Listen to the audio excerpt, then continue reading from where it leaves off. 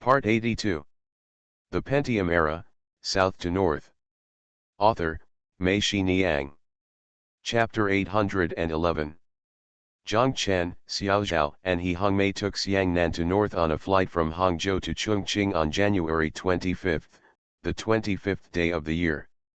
He Dongmei came to pick them up at the airport and got in the car. He Hongmei and Xiaozhao said, "Your parents have already arrived. I have arranged for you to stay at the Huixianlu Hotel." Xiaozhao quickly said, "Thank you, Sister Dongmei. There is still a week before the Spring Festival, and the company has not yet had a holiday, and the last batch of workers in the factory have not left yet." The reason why Zhang Chen and the others came back in a hurry so early is because Xiaozhao said that her parents are both in their teens. They haven't been to Chongqing for 2 years. This time, they wanted to take them to Chongqing for 2 days and then rent a van to go home on the 28th.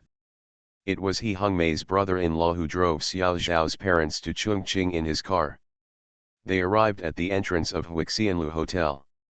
As soon as the car stopped, Xiaozhao's younger brothers and sisters rushed out of the hotel. It turned out that they had been waiting for Xiaozhao and the others on the first floor. When they saw He Dongmei's car, they knew they had arrived. Xiaozhao got out of the car first, but before he could stand still, his younger brothers and sisters stuck to him. Xiaozhao quickly hugged them, and then got off the car. Xiangnan. His younger brothers and sisters were stunned for a moment, not knowing who she was, and waited until Zhang Xiangbei when they got off the bus. Although Xiangbei and his younger siblings had changed a lot since the last time they saw him, they knew that this must be Beibei. Both of them reached out to pull Zhang Xiangbei. Zhang Xiangbei had no impression of them at all. He was startled and took Xiangnan's hand. He hid behind her. Xiangnan also took a step forward, blocking his younger brother. Between her sister and Xiangbei, they pretended to protect Zhang Xiangbei. The adults all laughed, and Xiaozhao quickly introduced them. "This is aunt, this is uncle, and this is Xiangnan." Probably because Xiaozhao's sister looked so much like Xiaozhao, Xiangnan quickly relaxed his guard.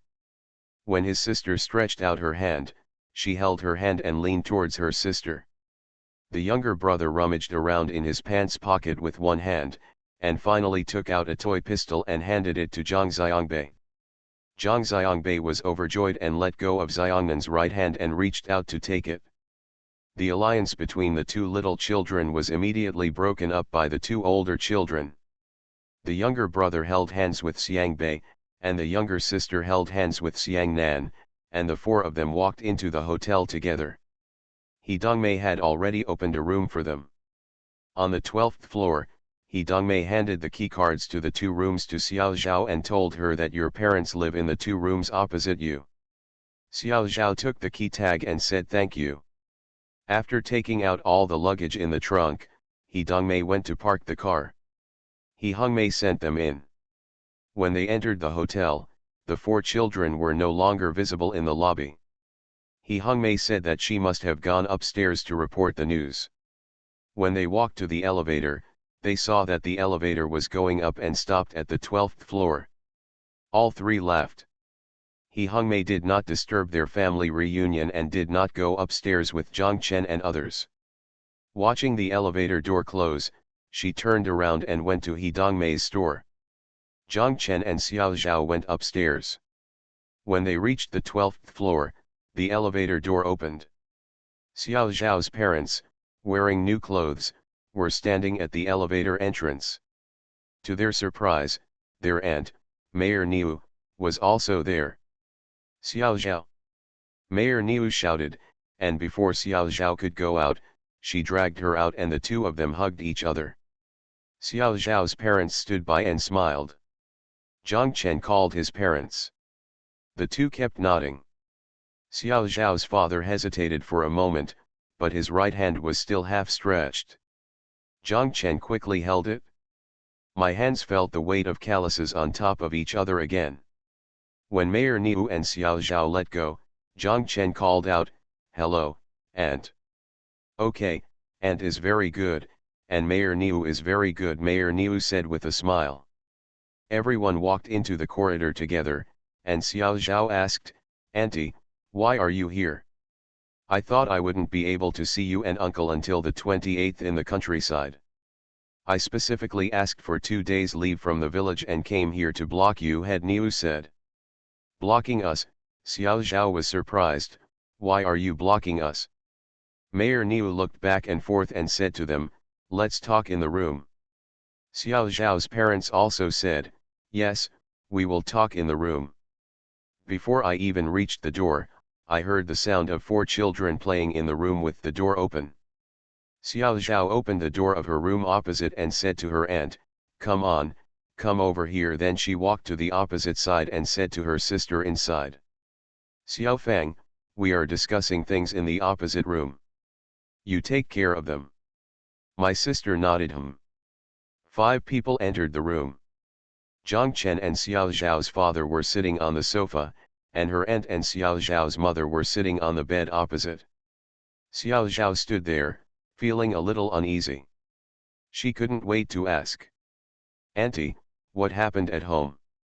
Chief Niu waved his hand and said to them, "Your uncle and I have discussed it, and I'd better come to Chongqing to stop you, because I'm afraid they can't explain clearly." The people she meant were Xiao Zhao's parents. "You can't go back to this home, and you can't even go to the countryside," Chief Niu said. "Ah, why?" Both Zhang Chen and Xiao Zhao were startled. Xiao Zhao looked at his parents, his face full of worry, and his heart skipped a beat, knowing that something must have happened. "Do you know how many people are waiting for you to go back? Half of the township is waiting, even several of your teachers in the township middle school are waiting, not to mention your village, the whole village is waiting for you go back. If I hadn't told your uncle that if you didn't come back this year, there would be even more people waiting," said Chief Niu. "What are you waiting for us for?" Xiao Zhaokai asked. "What are you waiting for? There are all kinds of people. Some are waiting for you to borrow money to build a house. Some are waiting for you to take patients to see them. Some are waiting for you to go to work with you when you leave. There are also when you guys work together to open a shop or factory in the countryside, you're like a big-headed guy. They won't pay a penny, so they just wait for you to pay. The funniest thing is that your cousin from East Bay, who doesn't know 100 Chinese characters, has been calling me in the countryside for a month or two, saying that he is going to work for Xiao Zhao as a factory director. He is a factory director and a hammer, but he is not good at being a parent. He loses all the sweet potato noodles he makes at home to others in gambling. He goes around bragging about how he can let outsiders be the director of the factory. There is so much oil and water in it, and the fat and water should not flow to outsiders. This is fat, and it is also fat for our own family members. Listen, what can such people do? That day, your uncle met him in a village restaurant and was bragging there. Your uncle scolded him and the two of them almost started fighting. Xiao Zhao, you are like this when you are not here. Think about it, if you go back, it will be okay. It's not that your aunt is mean, but there is no good thing in your village. Ever since your new house was built, you ask your parents how many people have borrowed money from them to build houses. Have your parents been able to save even a dime of the money you send back every month? Which family in the village has not asked them to borrow money? Some of them have EIS or no EIS. These two honest people can even keep an account. I can't explain clearly, even the gamblers in the village came to ask them to borrow money to gamble. It was nice to know thank you for borrowing the money, but in the end, no one even said a nice word. After borrowing money, you still say bad things about them. What are you talking about being stingy? You said that your daughter and son-in-law are such a big boss, and you only want to take 3,000 for a loan of 5,000. Listen, who are these people? Otherwise, you are stingy. They also evacuated the mountains of gold and silver. I was not in good weather, so I went to your village and scolded me. It was clean for a week and no one dared to come to my door. Time passed and it was the same again. Xiao Zhao, it's impossible for Aunt to go to your village every day to scold people. I went to scold people, and these people turned around and said Aunt again, saying that all the money came to Aunt, and that the money was occupied by the head of New Township. You ask your parents, me and your uncle, have you ever asked them to get a dime? Xiao Zhao's parents quickly shook their heads. When their aunt said this, Zhang Chen and Xiao Zhao felt frightened. What was this? 600,000 is an astronomical figure in those ravines. She remitted the money back because she thought that with more money, her parents would dare to spend more and not be so timid. If they couldn't spend all the money, they could save it for their younger brothers and sisters to study. Xiao Zhao asked her mother how much money was left after she sent it back. Her mother was speechless and lowered her head.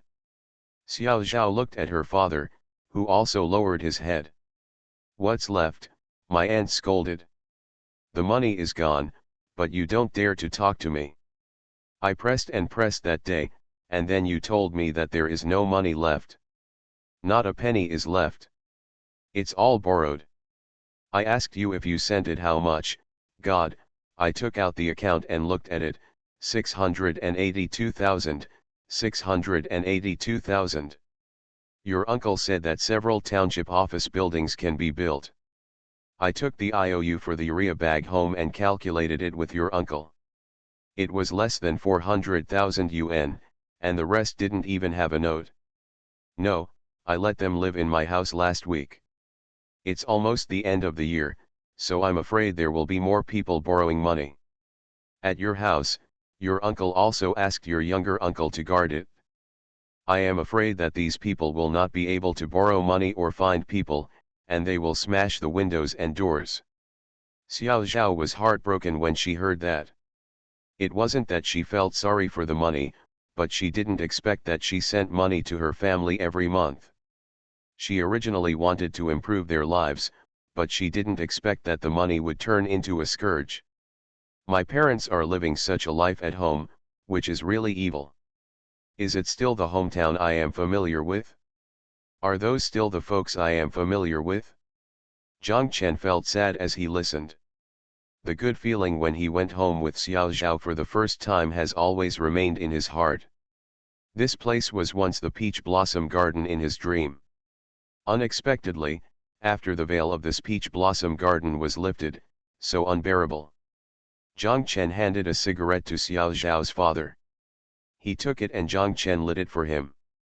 Xiao Zhao's father hesitated and finally plucked up the courage to say to Zhang Chen, "Sorry, I lost all your money." Zhang Chen quickly said, "Dad, money is a trivial matter. If you don't have it, you won't have it. I can't stand this anger.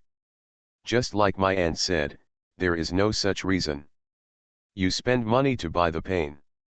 You too, stay at home suffered." When Zhang Chen said this, Xiao Zhao started sobbing. She said to her mother, "Why didn't you tell us earlier? Thank you for the tip. Thank you Sun Boshan and WXD121 for your monthly votes. Thanks for all the votes and reading. Have a good evening everyone." The Pentium Era, South to North. Author, Mei Xiniang. Chapter 812. He Hongmei's parents invited Zhang Chen and Xiao Zhao to dinner. He Dongmei and his wife also brought their son. The dining place was on the second floor of Huixian building, with a large box and 2 tables for 5 children. The table, for 10 adults, happens to be 1 table. In a place where Niu Xiangchang is present, there is always a lively meal, and the conversation and topics continue. As we chatted, we soon talked about the current predicament of Xiao Zhao's parents. He Hongmei's father said, "It's all the same, and so are we. This family wants to go back, but is afraid of going back, especially in the past few years. When we are doing business outside, we have never experienced any hardships, and we have never lost face. To put it bluntly, outside, we can be said to live like dogs. People in the city also look down on you. You don't have a household registration. You have to ask for help for everything when your children go to school. Even those who come to the Joint Defense Team to check your temporary residence permit will look at you and point to you. Now that I'm back, people don't know what kind of life you have been living outside, so they just think you have a lot of money. Everyone respects you, and invites you to sit at the table wherever you go to eat. The way they look at you is, others are different. This feeling of being respected is something you can't get outside. You also feel that when you get home, your waist seems to be straight, your back is straight, and there is wind when you walk. You feel like a big shot. To be honest, this is the feeling I enjoy most when I go back. But I'm afraid of going back. It's the same thing. You're so arrogant and like a big shot. Then someone asks you to do a small favor. Can you help? I asked you to borrow a few $100,000, would you like to borrow it? Even if you say you don't want to help or lend, you can't speak, and you don't deserve to be a big shot in the village. Moreover, everyone in this village thinks that based on his relationship with you, this request is okay and not excessive. Looking at it one by one, it is indeed not excessive. But what they don't know is that if one person and a small matter are brought together to you, how much does it mean? Where can I borrow so much money? Well, there will always be times when you care about the East but not the West. You still don't know what's going on, but they have separated themselves from each other. They say that you help others but don't help them. You think highly of others but look down on them. Moreover, you helped him 10 times, but failed to help him the last time. What he remembers is this last time, not the previous 9 times. As a result, one person will offend everyone. Also, they don't go out and don't know the difference between the city and the countryside. In the countryside, everyone asks each other for something and just talks to each other. But in the city, everything has to be exchanged. I promised to help them with a lot of things. When I came to the city to ask for help, the matter was taken care of, and the favor was owed, which must be repaid. It can be said that when you go home, the first day is beautiful and happy. From the second day on, whenever someone comes to your door, you will feel panicked. You don't know if he will ask you for help when he opens his mouth. It's Caesar. He Hungmay's mother said, we first bought a house near the market, near Kaoshinman Wharf, but that house turned into a hotel. Everyone from the village came to live in your house when they came to Chongqing. Sometimes when we have been doing business for a day, we are so tired that we don't want to say another word, and we can't even hold up chopsticks, so we just want to go back and fall on the bed, and get some sleep first before talking. As a result, when I arrived at the door of my house, I saw someone sitting at the door with big and small bags, waiting. That person was so upset that he wanted to cry. Well, you still have to cheer up, make food for him, make a bed for him to sleep in, and if you are lazy for a little while, he will say when he comes back, you look down on people. When he comes to your house, his face is dark, and the food seems to be wasting away. Beggar. Well, they are just sitting at your door, waiting to be the emperor. Moreover, at that time, I was most afraid that you would bring all the patients home, and spit out phlegm and other things everywhere. I didn't know what the disease was or whether it was contagious. Before I took a bath, I would clean the bathroom first, He Dongmei said. Do you think we are willing? Mother He rolled her eyes at He Dongmei, then continued He Dongmei's topic. It's fine for those who see a doctor to live at home. What I'm most afraid of is that there are people who think that we are so far away that it's hard for us to go to Chongqing to see a doctor. If you don't go with us, we will die again. How do they know that the business in our stall can't be stopped even if they are unfamiliar with the place? How can they get away with it? You take the fare and ask them to take a taxi, but they are unwilling. They don't know that we ourselves are usually reluctant to take a taxi. Alas, I had suffered enough, so I had some money. I quickly told their father that we should buy a house and live far away. We like to live in a villa. Isn't that villa also in the countryside? What's the difference between our houses in the country? In fact, at that time, the prices there were cheap, and the transportation was not convenient. There were no buses, so they couldn't find it. We had to live on our own. Where could we live in a market and be convenient? Now that I think about it, their father and I did the most right thing, which was that we never told anyone when we went home which market we were doing business in. Even the old people at home didn't say anything. Otherwise, if these people came to the stall and set up a dragon gate formation, there would be no way to do business. Wise, Hee Hungmei gave her mother a thumbs up. As soon as this topic was brought up, Hee Hungmei's parents talked non-stop, full of bitterness. Hee Hungmei's parents talked, and Xiao Zhao's parents kept nodding beside them. It seemed that they also understood it deeply. When I was a child, I hated going home the most. I would rather live in a deserted rental house in Chongqing than live in a lively place back home, Hee Dongmei said. Me too, Hee Hungmei said. You and I don't know yet. When we were studying, we always lied to our families and said that there was something going on at school and that we would not come back and would stay in Hangzhou. What would happen during the Chinese New Year? Teacher, don't you want to celebrate the Chinese New Year? I knew you didn't want to go back to your hometown. Go down. Hee Hungmei's mother said. Everyone laughed, and Hee Hungmei made a face at her mother. By the way, Dad, you hate going back so much, so why do you keep going back so actively every year? Hee Hungmei asked. There are old people and ancestors at home. Do you think we don't even need our grandparents? We don't even need to visit the graves of our ancestors? This time we go back to earn face for ourselves and for the old people. After we celebrate the New Year, pat your butt and go. That old man will still have to live there. How can you not earn some face for them? His father said. Isn't it enough to take them out for the New Year? Hee Hungmei asked. How to pick him up? We only lived in a bigger place at that time. Also, this old man doesn't know how to take a car or a boat. Don't you have to go back to pick him up? How could we have such time at that time? In the market they don't close until the 29th of the Lunar New Year. When they close, they rush home. Which year doesn't happen like this? His father said.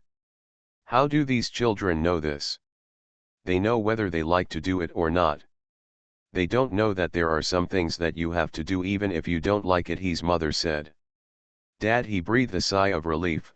Now that all the old people have arrived in Chongqing, they don't have to go home to celebrate the New Year. Do you think we don't feel relaxed? We go back every year during the Qingming festival to sweep the tombs, and we go back and forth on the same day. We don't even stay in the village. Last year when I went back, I saw that a corner of the house in my hometown had collapsed, so I had to take care of it. If it collapsed, it would collapse. No one would go back to live there anyway. Hee Hungmei smiled and said, well, what kind of meal is this? It has become a gathering of complaints and a meal to remember the bitterness. By the way, Mr. Zhang, do you have so many worries at home? Hee Dongmei asked. Zhang Chen thought for a while. Whether it was his own home or the Pole's home, there seemed to be not so many things going on. Zhang Chen shook his head and said, our family is from a town. Anyway, what we do outside is not so clear to others. Moreover, living in that kind of building, the relationship between everyone does not seem to be that close. In the past, neighbors would still talk to each other. We fight back and forth, report and expose each other, and we are all on guard against each other, and now everyone is used to not meddling in other people's affairs. Yes, we live in the township government dormitory, and it's like this, Auntie said. It's not like down in the village. If you fart under the covers, the whole village will know. Everyone at the table laughed.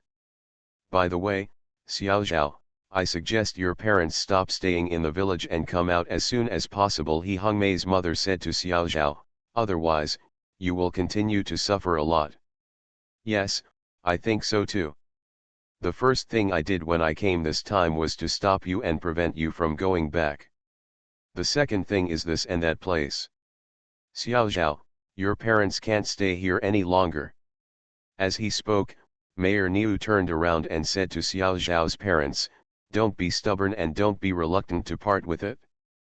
Think about the money you don't have. You have been farming for your whole life and can't grow it, so there is nothing you can't bear to part with. Mother, he said, you are right, brothers and sisters-in-law, please be more open-minded and there is nothing to be reluctant to part with. This person is just a matter of habit. As long as you step out and see the outside world, you will get used to it. Zhang Chen and Xiao Zhao's parents said, Mom, Dad, why don't you come back to Hangzhou with us? There is everything there. My parents are also in Hangzhou. If you go there, you will have a companion, and we can take care of you. That's right, come back with us, you don't have to bring anything else, Xiao Zhao said. Xiao Zhao's parents looked at each other and seemed troubled. Dad, he saw something and said, Mr. Zhang, Xiao Zhao, I see that my brother and sister-in-law are all in good health. They haven't needed your care yet. It's good to go to Hangzhou, but to be honest, don't talk about them, even me, we are not used to it, the food is not good, and the climate is not used to it.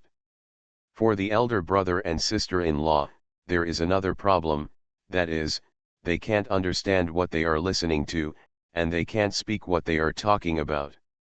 What should I do? Zhang Chen and Xiao Zhao thought about it and realized that this was really a problem. Looking at the expressions of Xiao Zhao's parents, they also agreed with what father he said.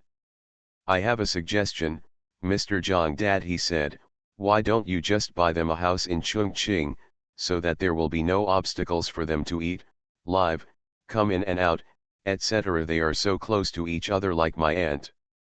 Relatives, you can come and visit them when you have time, or live with them for a while. It feels like they are still connected to your home.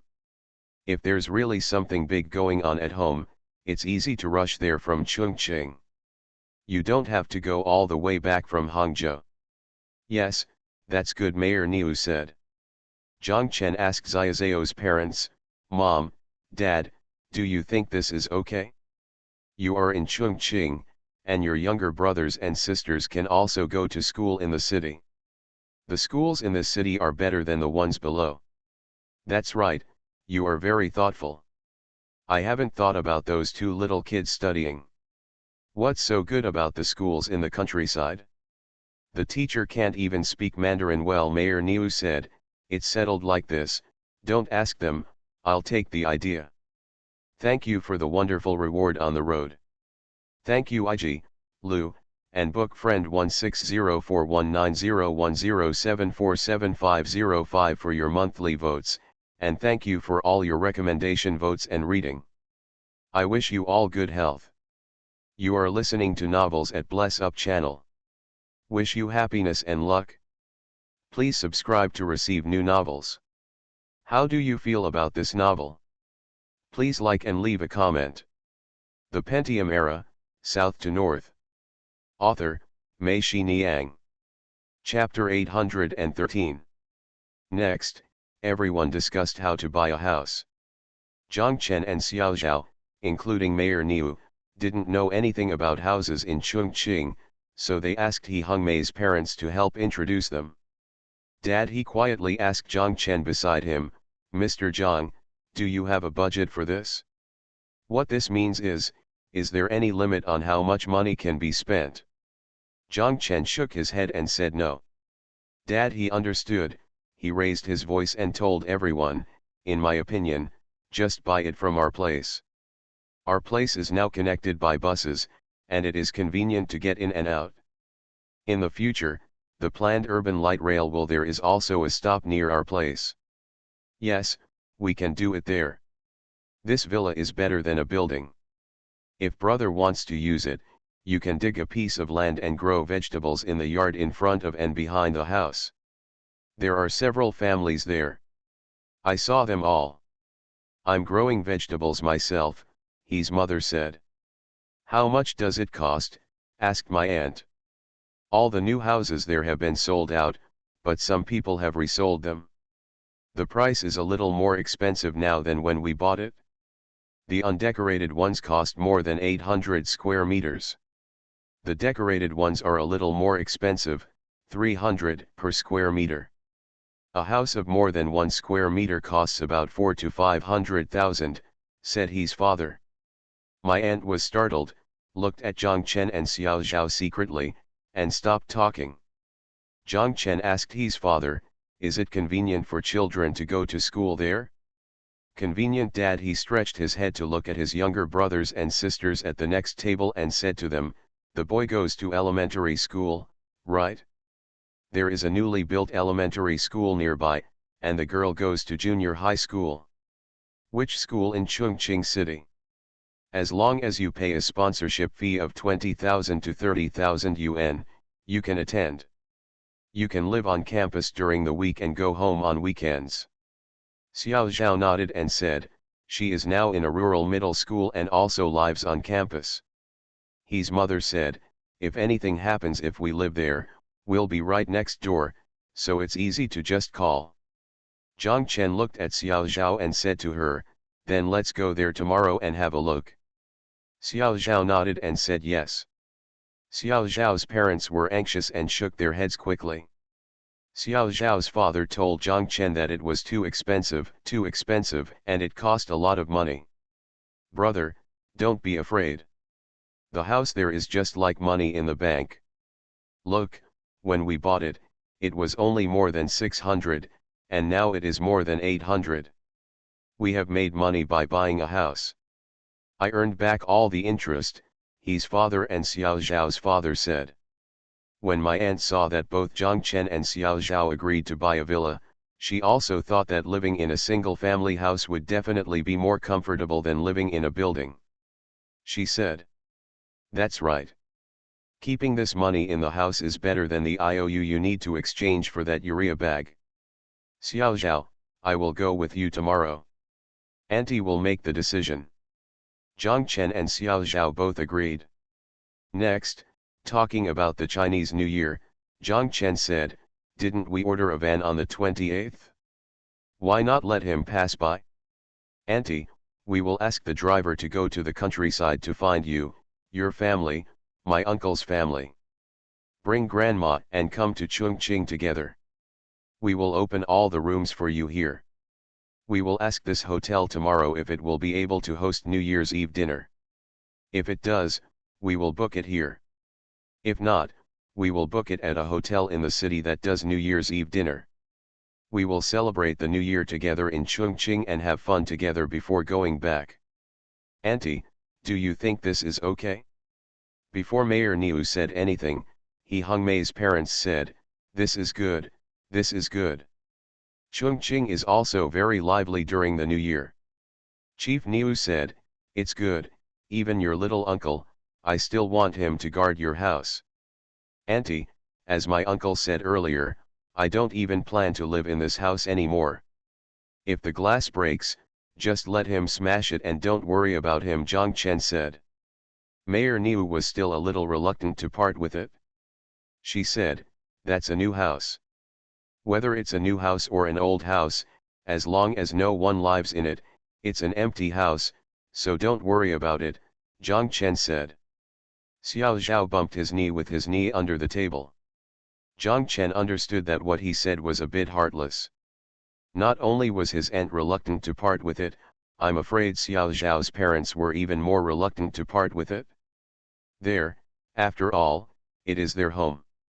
Before the new home is determined, or even before the heart has settled in the new place, that place is their only home. A person can live in many places, but in his heart, there is only one home. This is a psychological coordinate that is naturally generated through subconscious and inadvertent comparisons. In Yongcheng, even if Zhang Chen has always lived in the troupe, he will not consider the house in the troupe as his home.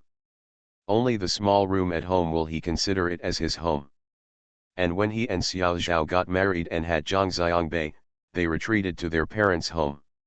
Even if they rented at the landlord's house, they would still believe that it was their home, a home. When one person says he is going home, another person will not mistakenly think that he is going back to his parents' home. He knows that he is going back there. When it came to going back to Yongcheng, the other party knew that he was going back to his parents' house. This is even more true for the generation of Xiao Zhao's parents. No matter how dilapidated the home is, they were the ones who, like swallows, brought in mud and grass bit by bit to build it. It was because they did their best to build it. The greatest possibility is to create a nest for your children. Every inch of the home has their hard work. Wherever you lightly say leave him alone, you don't have to worry about him. Dad, he said that he didn't need to worry about him. That was because their hearts were already set in Chongqing. The home in their hearts and the villa in Chongqing had become one, so he could and was qualified to say that he didn't care. Who are you? Do you think you can outlaw everything if you have money? Zhang Chen reached out under the table and shook Xiao Zhao's hand as an apology. Xiao Zhao shook it, meaning it didn't matter. Where's your uncle? Can you help me take a look? Xiao Zhao asked. Yes, Zhang Chen thought to himself, how could he forget that there are Xiao Zhao, her uncle, and her second uncle in their village? Zhang Chen thought of a very strange thing. It seems that in many places, whether in rural areas or in cities, they are the woman's natal family, and they feel closer to her than her uncles. In fact, this is also easy to understand. When brothers get married, there will always be reasons why their parents will support this one more or that one more. The sons will have their own thoughts, and there will also be the issue of family separation. Issues of dividing family property, issues of parental support, there are always many problems that will cause conflicts of one kind or another between brothers. In daily reality, everyone always believes that a married daughter is just water thrown away. If you get a gift back to the family, your relationship with the family is basically over, and the division of family property will not be involved. Those who want to come back to divide the family property after getting married, are very rare in rural areas, and in cities, you are also criticized. It's not your turn to divide the family property, and it's not your turn to support your parents.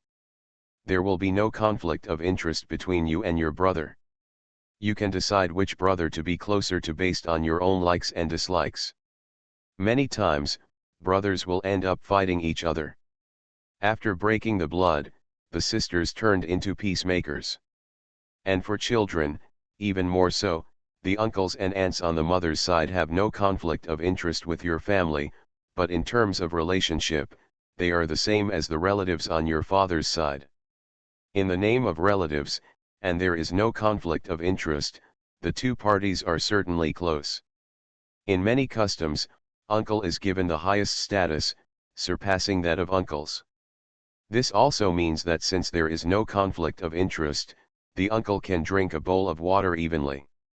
That uncle of yours is as honest as your father. Chief Niu Xiang pointed at Xiao Zhao's father and said to Xiao Zhao, your second uncle is a bit more cunning. Mayor Niu thought for a moment and said, I'll go to your village, scold you, tell your second uncle to watch, and then say I'll take your parents to my place to celebrate the new year and take them out to play. I asked your second uncle to look at it, but he didn't dare not look at it because he was afraid that I would scold him. When Chief Niu said this, not only He Hongmei and He Dongmei, but also their parents laughed. He Hongmei asked, Auntie, you are so powerful, everyone is afraid of you scolding you. Zhang Chen and Xiao Zhao laughed. Zhang Chen thought to himself, you don't know the origin of the name Niuxiang Chang. Head Niu laughed and said, afraid of my scolding. Even the secretary and mayor of our township are afraid of me. If it weren't for me, Uncle Xiao Zhao would have been bullied to death. Everyone laughed, and Xiao Zhao said angrily, I'm not afraid of you. Yes, you are the only one in the whole township who is not afraid of me. When I was studying, you came to me crying and asked me for 1 yuan and 2 cents to buy the Xinhua dictionary. He said that he would not bring it with him the next day. For those who were made to stand by the teacher, my aunt only had 8 cents in her pocket, and she had to run out and borrow 4 cents to give back to you. Niu Xiang grew up talking carelessly, and everyone laughed again. Xiao Zhao blushed and cursed. Stingy guy, it's been so many years. I still remember the 40 cents. I'll pay you back. I'll pay you back the 40 cents later. Chief Niu laughed, and she said yes, then I charge interest, and you have to pay me back 4 yuan. Oh, no, I gave you 1 yuan and 2. I borrowed the 4 cents, and I still have 8 cents. Woolen cloth. Okay, I'll pay you back 12 yuan later, Xiao Zhao shouted, and everyone laughed. In the dead of night, the two of them were lying on the bed. Thinking of what happened during the day, Xiao Zhao felt sad again. She said to Zhang Chen, "Dear, what are you talking about? When you don't have much money, every time you come back, everyone is happy at home. Now that they have money, they even arrived in Chongqing and couldn't even return home. I think we did something wrong in this matter. We harmed our parents," Zhang Chen said. "Why did we do something wrong?" Xiao Zhaokai asked. "You think we should give the money quietly, just transfer the money to the bank cards of your aunt and uncle, or just leave the money with them, so that when your parents need it, you can just come and get it from them. As a result, we remitted money through the post office, and we couldn't fit in one remittance slip, so we needed several remittance slips. The rural postman is so quick to talk. Every time he takes a remittance slip and delivers mail door to door, he is broadcasting it once.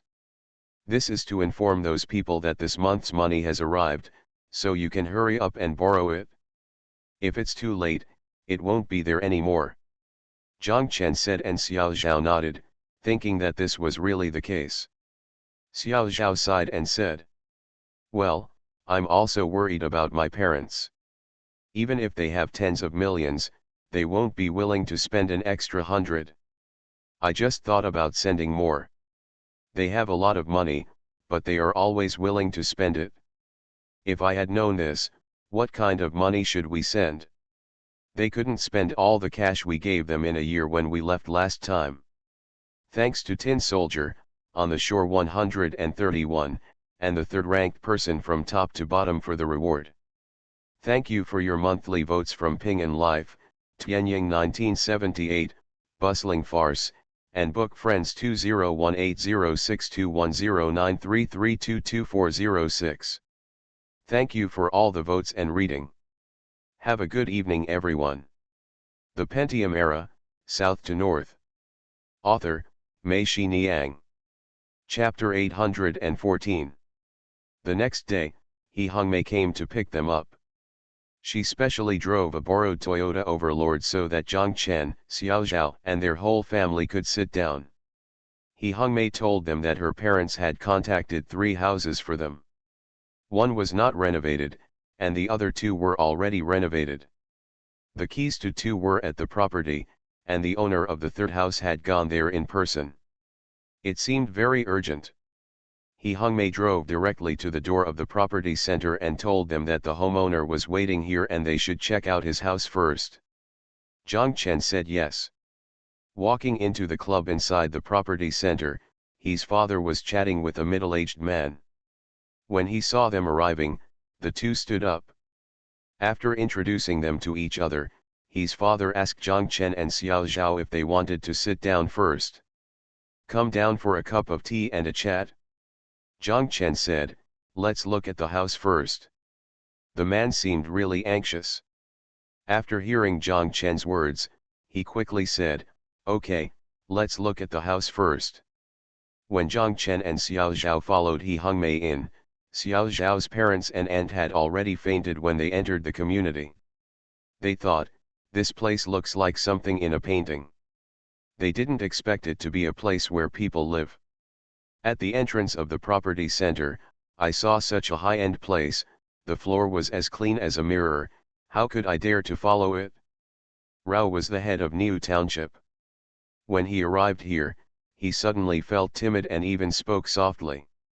The villa was not far from the property center and was in the center of the community. The owner took them and a group of people to walk there. The villa here was different from Luligan's Peach Blossom Land. It was not an open garden, but every household. The households are all separated by wrought iron fences. After opening the outer courtyard door and going in, Xiao Zhao and his family were stunned by the scene of the garden inside. The garden was about more than 200 square meters, with fish ponds and rock areas inside, as well as neatly trimmed gardens that were still beautiful in winter. Green lawn. Xiao Fang pulled Xiao Zhao's lapel. Xiao Zhao looked at her. Xiao Fang's face turned pale. Xiao Zhao asked, "What's wrong?" Xiao Fang asked quietly, "Sister, are we going to live here in the future?" Xiao Zhao said, "Yes, do you like it?" Xiao Fang nodded yes. Their younger brother, who was walking behind them with the north, heard it and shouted, "I like it very much. There is a prairie here where you can do somersaults." After saying that, he really walked away, turned somersaults on the lawn, and ran north. He wanted to imitate it, but he didn't dare to turn, so he could only roll on the ground. His brother laughed and said proudly, "You can't turn it over." Xiang Nan snorted, walked over, deliberately walked in front of his younger brother, put his feet together, raised his hands, and did a backward handspring with a snap. His younger brother was startled, and even the adults were shocked and couldn't bear it. I couldn't help but applaud. Xiang Nan stood still, looked at his brother and asked, "Can you do it?" The younger brother blushed, scratched his head, smiled awkwardly, and said, "I didn't see it clearly. If you have the ability, do another one." Okay, Xiang Nan took 2 steps back, pop again, and everyone applauded her again. Zhang Chen looked at it and knew in his heart that this must be taught by Tan Shahen. This is the most basic shuttlecock in their practice room. One of the merits. The younger brother said, "No, no, it was translated by you girls." "Shameless, shameless." Xiao Fang stood on Xiangnan's side and cursed. Xiang Nan was still unconvinced, so she said, "Then show me your boys' books and see if I know how to do it." "I'm going to see the fish," the younger brother shouted and ran towards the fish pond. This time Zhang Xiangbei did not follow him, but followed Xiang Nan. He was probably impressed by Xiang Nan's somersault. Leaving the children to play outside, the adults followed the homeowner into the villa. As soon as he walked in, Mayor Niu shouted, "Oh my God, how many people can live in such a big house?" Xiao Zhao smiled and said, "Aunt, you can come and stay too." "Okay, if I'm angry with your uncle in the future, I'll come here," Chief Niu shouted. Calling like this actually showed that she recognized this place from the bottom of her heart. This villa has 3 floors. When you enter the door, you will see a 2-story hollow living room with a curved staircase on the side, leading to the 2nd and 3rd floors. They looked at every room upstairs and downstairs. All the rooms had been decorated. In Zhang Chen's opinion, they were mid-range decorations, but in the eyes of Mayor Niu and Xiao Zhao's parents, they were already quite high-end. What makes Zhang Chen most satisfied is that this house must have just been renovated and no one has lived in it yet. Xiao Zhao asked his parents, "How is this place? Do you like it?" Her father was so nervous that he couldn't speak. What her mother said was the same as Mayor Niu. She asked, "Is it too big?" "That is to say, everyone likes it?" After looking at the house and walking out, I originally wanted to go to the property center to sit there again, but the sunshine outside was just right, and it was warm on my body. After the owner locked the courtyard door, everyone couldn't help but stand there and start chatting. Zhang Chen asked the landlord if the place had just been renovated and you hadn't moved in yet. The landlord said yes. I originally wanted to move in after the Chinese New Year, but if I wasn't anxious for the money, I wouldn't be willing to sell. Xiao Zhao was worried that there might be other problems in the process and asked, "Why are you so anxious to sell?" The Chinese New Year is just a few days away. The workers below are still waiting there. Their wages have not been paid. A bank loan that was promised has gone through. There are still several payments that have not come in. On this kind of day, everyone is worried. We are tight, and there is no place to borrow money. The landlord looked worried. Zhang Chen and Xiao Zhao nodded. The area of the house is 316 square meters, and the landlord's asking price is 420,000. Zhang Chen looked at Dad He, and Dad He nodded slightly, which meant that the landlord did not raise the price randomly. Zhang Chen was originally buying something. He was a cheerful person, and he said yes, we want this house. Zhang Chen was so cheerful that even his father was surprised. He asked, there are still 2 more buildings. I won't look at them. Zhang Chen shook his head and said, I've seen the villas here. The architectural structures are all the same.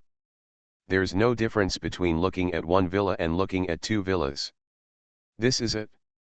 He turned to the homeowner and asked, are you driving? Yes, yes, I just drove here, the homeowner said quickly. Then did you bring everything? Take it, take it. Okay, Zhang Chen said, if you are eager to wait for the money, go through the procedures now.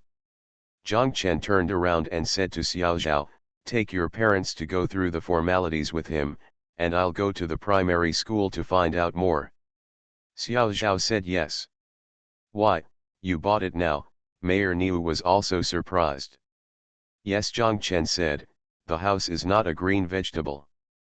We also need to see which area has the fewest insect bites. You can tell whether the house is good or bad after walking around. Zhang Chen's words are not bragging. You can't change the construction quality of the house. Looking at the house is just to see the decoration. Zhang Chen can't tell at a glance whether the decoration is good or bad. Although the decoration of this place is mid-range, it is well done. The most important thing is that the kitchen and sanitary ware are not from bad brands. Auntie, do you have any opinions? Zhang Chen asked. Mayor Niu quickly shook his head. No, no, how could I have any objections to such a good place? As Mayor Niu said, he followed Xiao Zhao and the others. She wanted to go through the transfer procedures with them. Dad he smiled and said, Mr. Zhang, buying a house is really like buying vegetables. He Hongmei curled her lips and thought, what he bought was not the same as buying vegetables. Zhang Chen said with a smile, comparing one another will only make oneself nervous. That's right, Dad he smiled. He invited Zhang Chen to sit at home. Zhang Chen said, I'd better go to the school and have a look. In 2 days, I'm afraid there will be no one in the school. If I miss this winter vacation, my children will not be able to study. Dad he said okay, then you go to that girl's school. I will call her right away. Hongmei's brother-in-law has a classmate who works in the education committee and asks him to help contact a school. You go over to the elementary school to talk. Zhang Chen said yes, thank you uncle. Xiao Zhao, his parents, and Mayor Niu had already left with the landlord. His father also went back. He Hongmei was going to take Zhang Chen and the 4 children to the elementary school. Her sister stood there, hesitating for a long time, but she couldn't help it.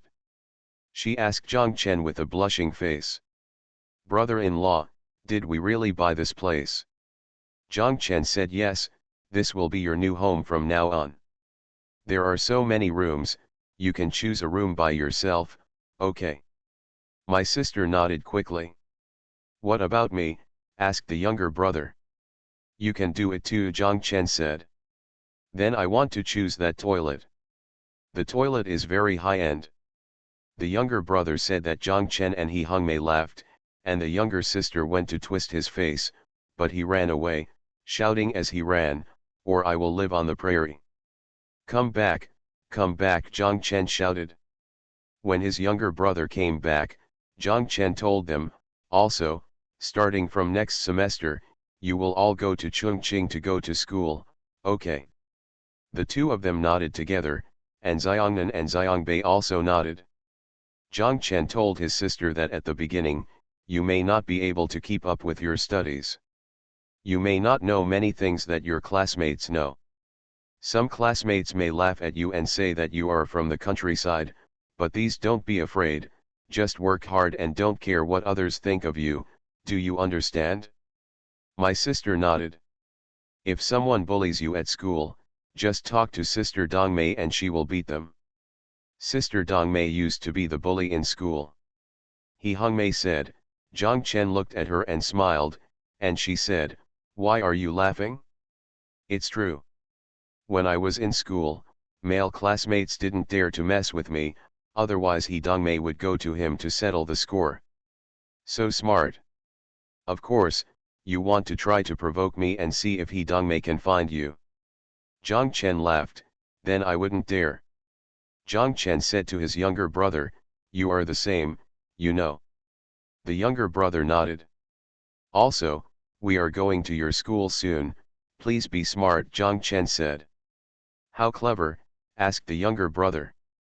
Zhang Chen was stunned. He couldn't answer the question. He Hongmei said, "Even if you pretend, you have to pretend like the best student in your class." They arrived at the school. The school had already gone on winter vacation and the teachers had left, but the principal and several leaders were still there.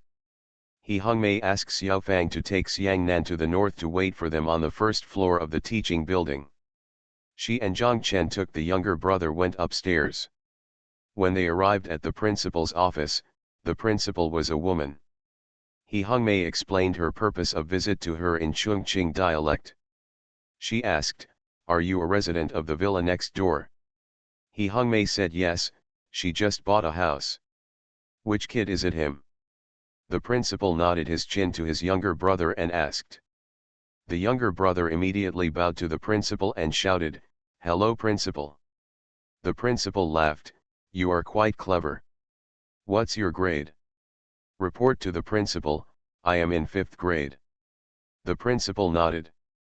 She and Zhang Chen said that if it was a normal transfer, it would need to go through the district education committee, which would take a little longer.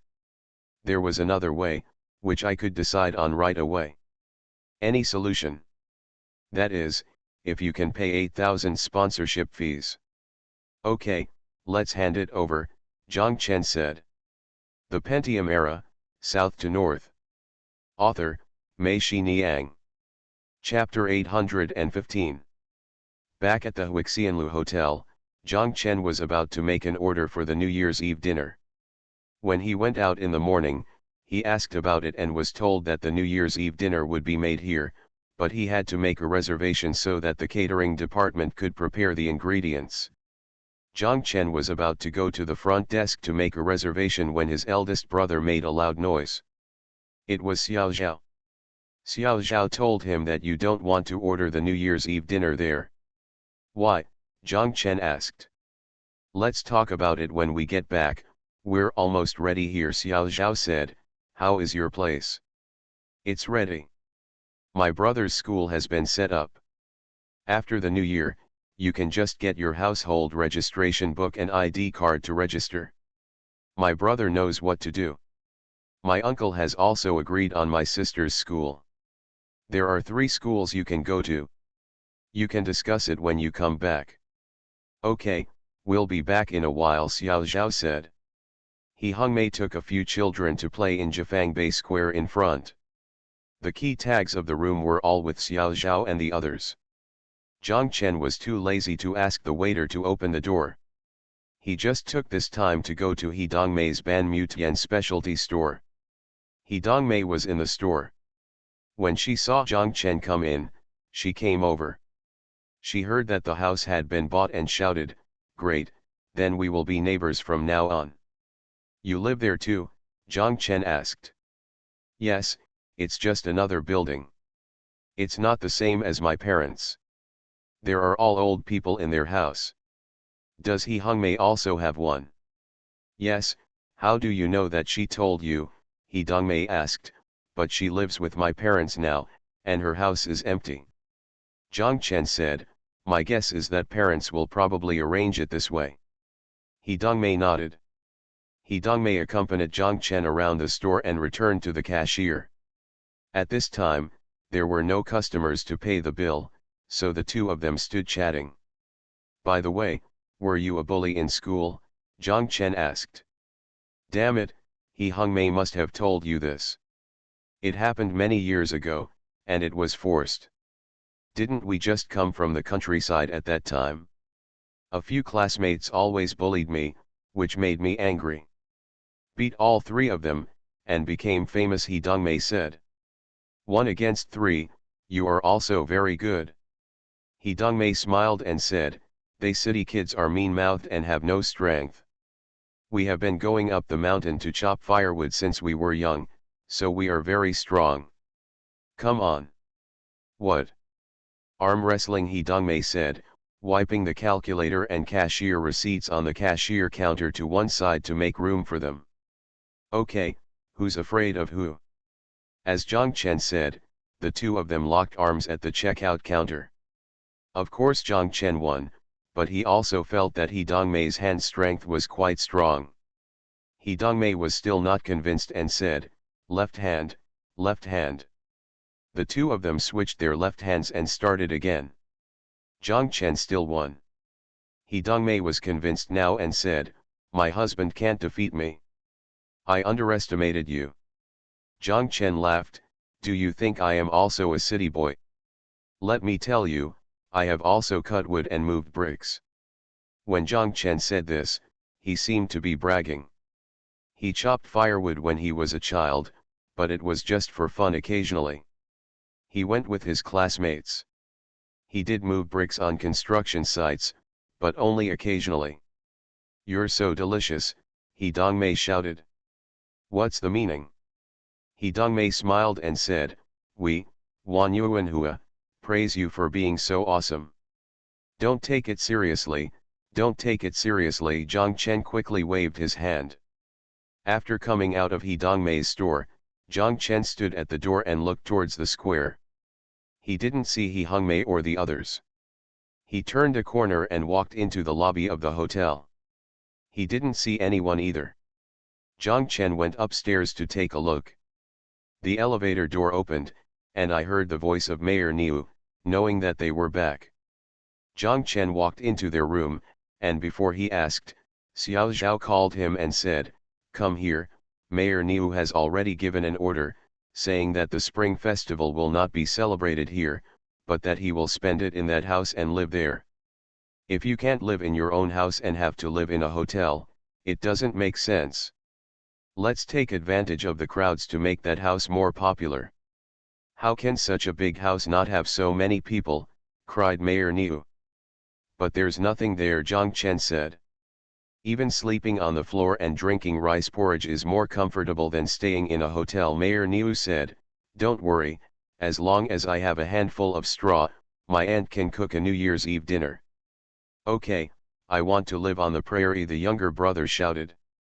Then I want to eat my aunt's straw rice, He Hongmei said. Come here, my aunt's cooking is delicious. Zhang Chen said, okay, let's go shopping tomorrow, and we'll buy as much as we can. Don't buy vegetables. I will bring them the day after tomorrow, and you don't know what to buy, said Chief Niu. Okay, we can just wait and eat, Zhang Chen said with a smile. The next day, Mayor Niu and Xiao Zhao's mother went back early in the morning. Xiao Zhao's mother wanted to go back to get her household registration book and organize her things. She brought what she could. Xiao Zhao's father also wanted to follow. When I went, I was stopped by Chief Niu. Chief Niu said, what are you going to do? You are in the way. You will occupy a seat when you come back and save a lot of things. Xiao Zhao's father rubbed his hands on his pants, chuckled, and had no choice but to give up. Xiao Zhao quietly told Zhang Chen that my dad was not used to sleeping alone. After so many years of marriage, except when my mother was hospitalized after giving birth, we haven't spent a day apart, so you drink more wine with him in the evening. Zhang Chen nodded and said yes. He Hongmei drove a Jinbei van over and told them that this was the van you used when you were in Chongqing. It could carry many people. She handed the car keys to Zhang Chen and told him that today we will split up. You go to the furniture store to buy furniture. Xiao Zhao and I will drive He Dongmei's car and buy pots and pans, bedding, and daily necessities. Zhang Chen and Xiao Zhao both agreed that since there were so many things to buy today, it was impossible not to go separately, so the children stayed in the hotel with Xiao Zhao's father. Her younger sister seemed to want to go with them, but He Hongmei said, "Okay, let's go. Anyway, there's room for 4 of them in the back, and they can pick out what they like in their room." Zhang Chen discovered that He Hongmei returned to Chongqing and would say a few words in Chongqing dialect from time to time. He couldn't help laughing. He Hongmei asked, "Why are you laughing?" Zhang Chen told them. Xiao Zhao also laughed, and He Hongmei rolled her eyes at him. "Baokai, stupid, stupid, dot." "What do you mean?" Zhang Chen asked. "It means you are cute, baby, like a treasure," Xiao Zhao said. He Hongmei laughed, and her sister and brother also laughed wildly. Everyone was getting ready to leave the room. Xiao Zhao's father told Zhang Chen that I could help move things. Zhang Chen also felt that it would be too lonely to leave him alone in the hotel room, so he agreed that you would go with me. By the way, don't buy refrigerators, color TVs, and washing machines, He Hongmei and Zhang Chen said. "Why? My dad has already gone to buy it." Ah, Zhang Chen and Xiao Zhao were surprised, and Xiao Zhao said, "That's so embarrassing. He said he wanted to wish you a happy housewarming. Let him buy it. If he doesn't buy it, he won't be happy," He Hongmei said. Zhang Chen and the others arrived at the furniture store, and he was an expert at buying furniture. He didn't even need a list. He knew exactly what furniture should be placed in each room and what size it was. From the moment he entered the villa, pictures appeared in his mind: sofa, coffee table, TV cabinet, dining table, dining chairs. 6 chairs were not enough, so 10 plastic stools were added, which could be put away when not in use. The furniture in the furniture store are all samples. Most people who come to buy furniture look at the samples and place orders, which will be delivered to their doorsteps. But Zhang Chen asked them to dismantle the samples and send them over for installation. It was almost a holiday, and the store owner was so happy to have such a big customer come. Of course, he responded to every request and even took the initiative to reduce the money for Zhang Chen. He said that the samples were inevitably a little older than the new ones, and in some places, they were even more expensive. "There are some small scratches, I hope the boss doesn't mind." Zhang Chen said thank you and thought to himself, "You think I can't see it? Even if I have a broken leg, I will let you pick it up and send it over. Why should I be in a hurry?" Xiao Zhao's father helped move furniture with Bang Bang, porter, called by the boss, and he worked very hard. The store owner asked, "You called Bang Bang and he did a good job. Why am I here? Haven't seen him." Zhang Chen smiled and said, "No, he is my boss and I am his assistant." "Ouch," the boss yelled and ran over quickly, telling Xiao Zhao's father to stop being busy and sit down quickly. Xiao Zhao's father refused to say anything. Zhang Chen said, "Let him do it, our boss can't sit still." After Zhang Chen and Xiao Zhao returned to Hangzhou, one day He Hongmei walked into Zhang Chen's office and laughed when she saw the two of them. Zhang Chen and Xiao Zhao were puzzled by her laughter, and Xiao Zhao cursed, "Nerve, why are you laughing so funny?" He Hongmei and Xiao Zhao said, "Your parents." "What happened to my parents?"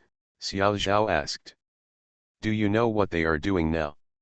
"How do I know what they are doing?" They. He Hongmei laughed again and then stopped, and said to Xiao Zhao, "He Dongmei called and said that your parents are now working as Bang Bang." Ah, Zhang Chen and Xiao Zhao were surprised, and He Hongmei said, "They are now holding polls every morning and taking the bus to work as Bang Bang." Your mother said to He Dongmei that they really can't stay idle at home. He Dongmei said, couldn't they dig a piece of land behind the house to grow vegetables? Your mother said, such good grass looks more tender than green vegetables, it's a pity to dig it up, it's better to use it as a stick. When I come back at night, I can sleep well. He Hongmei continued to laugh. He Dongmei said that Bang Bang is probably the only two people living in the villa in Chongqing. Zhang Chen and Xiao Zhao also laughed, and Xiao Zhao said that they just couldn't sit still, so let them go. Zhang Chen remembered the scene of buying furniture that day. This is something. Zhang Chen was in the furniture store and saw someone selling tents, so he bought 2 tents. After buying the things, he drove a Jinbei truck in front, followed by 4 delivery trucks, and walked back in a mighty manner. When he arrived at the villa, he saw Father He standing at the entrance of the courtyard from a distance, with several large cardboard boxes beside him. Zhang Chen quickly rolled down the window and stretched out his hand to greet him. Thank you to Wanyan Beitiao Party, can you? Yun. You, Ri Shu, and on the shore 131 for the rewards. Thank you Wu Yehuan and Shifang Xian for your monthly votes. Thanks for all the votes and reading. I wish you all good health. You are listening to novels at Bless Up channel. Wish you happiness and luck.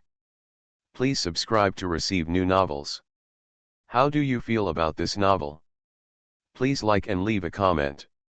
The Pentium Era, South to North. Author, Mei Shi Niang. Chapter 816. No one thought that after a busy day, this villa would actually be habitable. At noon, Zhang Chen thanked Dad He and said to him, Uncle, please come in and sit down. We can move here. Dad He said, I won't go in. I'll come back to visit you when you're done. Thank you for your hard work. I'm going to the company. Zhang Chen quickly said yes, thank you uncle. Zhang Chen directed Bang Bang to put all the furniture into different rooms one by one according to what he imagined when he bought it. He left the workers in the furniture city installing the furniture while the truck and Bang Bang left first. Zhang Chen and Xiao Zhao's father carried the TV, refrigerator, and washing machine to the corresponding places, unpacked them, arranged them, and plugged them in. Everything was running normally. He Hongmei hit brother Zhang Chen and shouted on the phone, if you lose money, you should drive He Dongmei's Santana and give us the van. We bought too many things and we couldn't put them back. Zhang Chen asked her where they were and told her, wait there, I will come right away.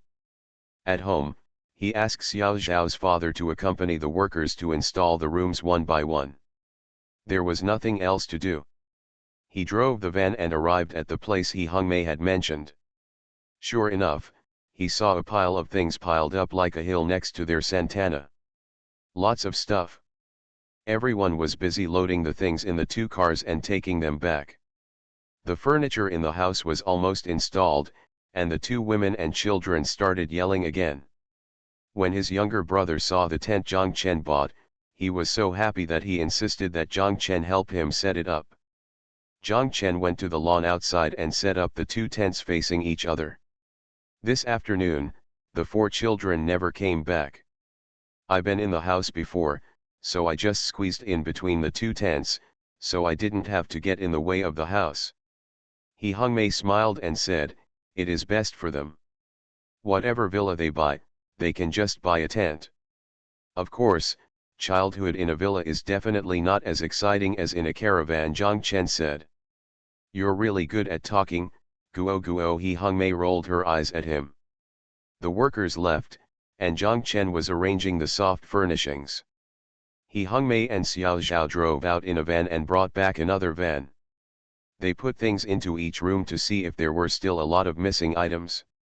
They drove out again and pulled another van. The car comes back. Zhang Chen scolded, are you 2 trying to be lazy and not clean up?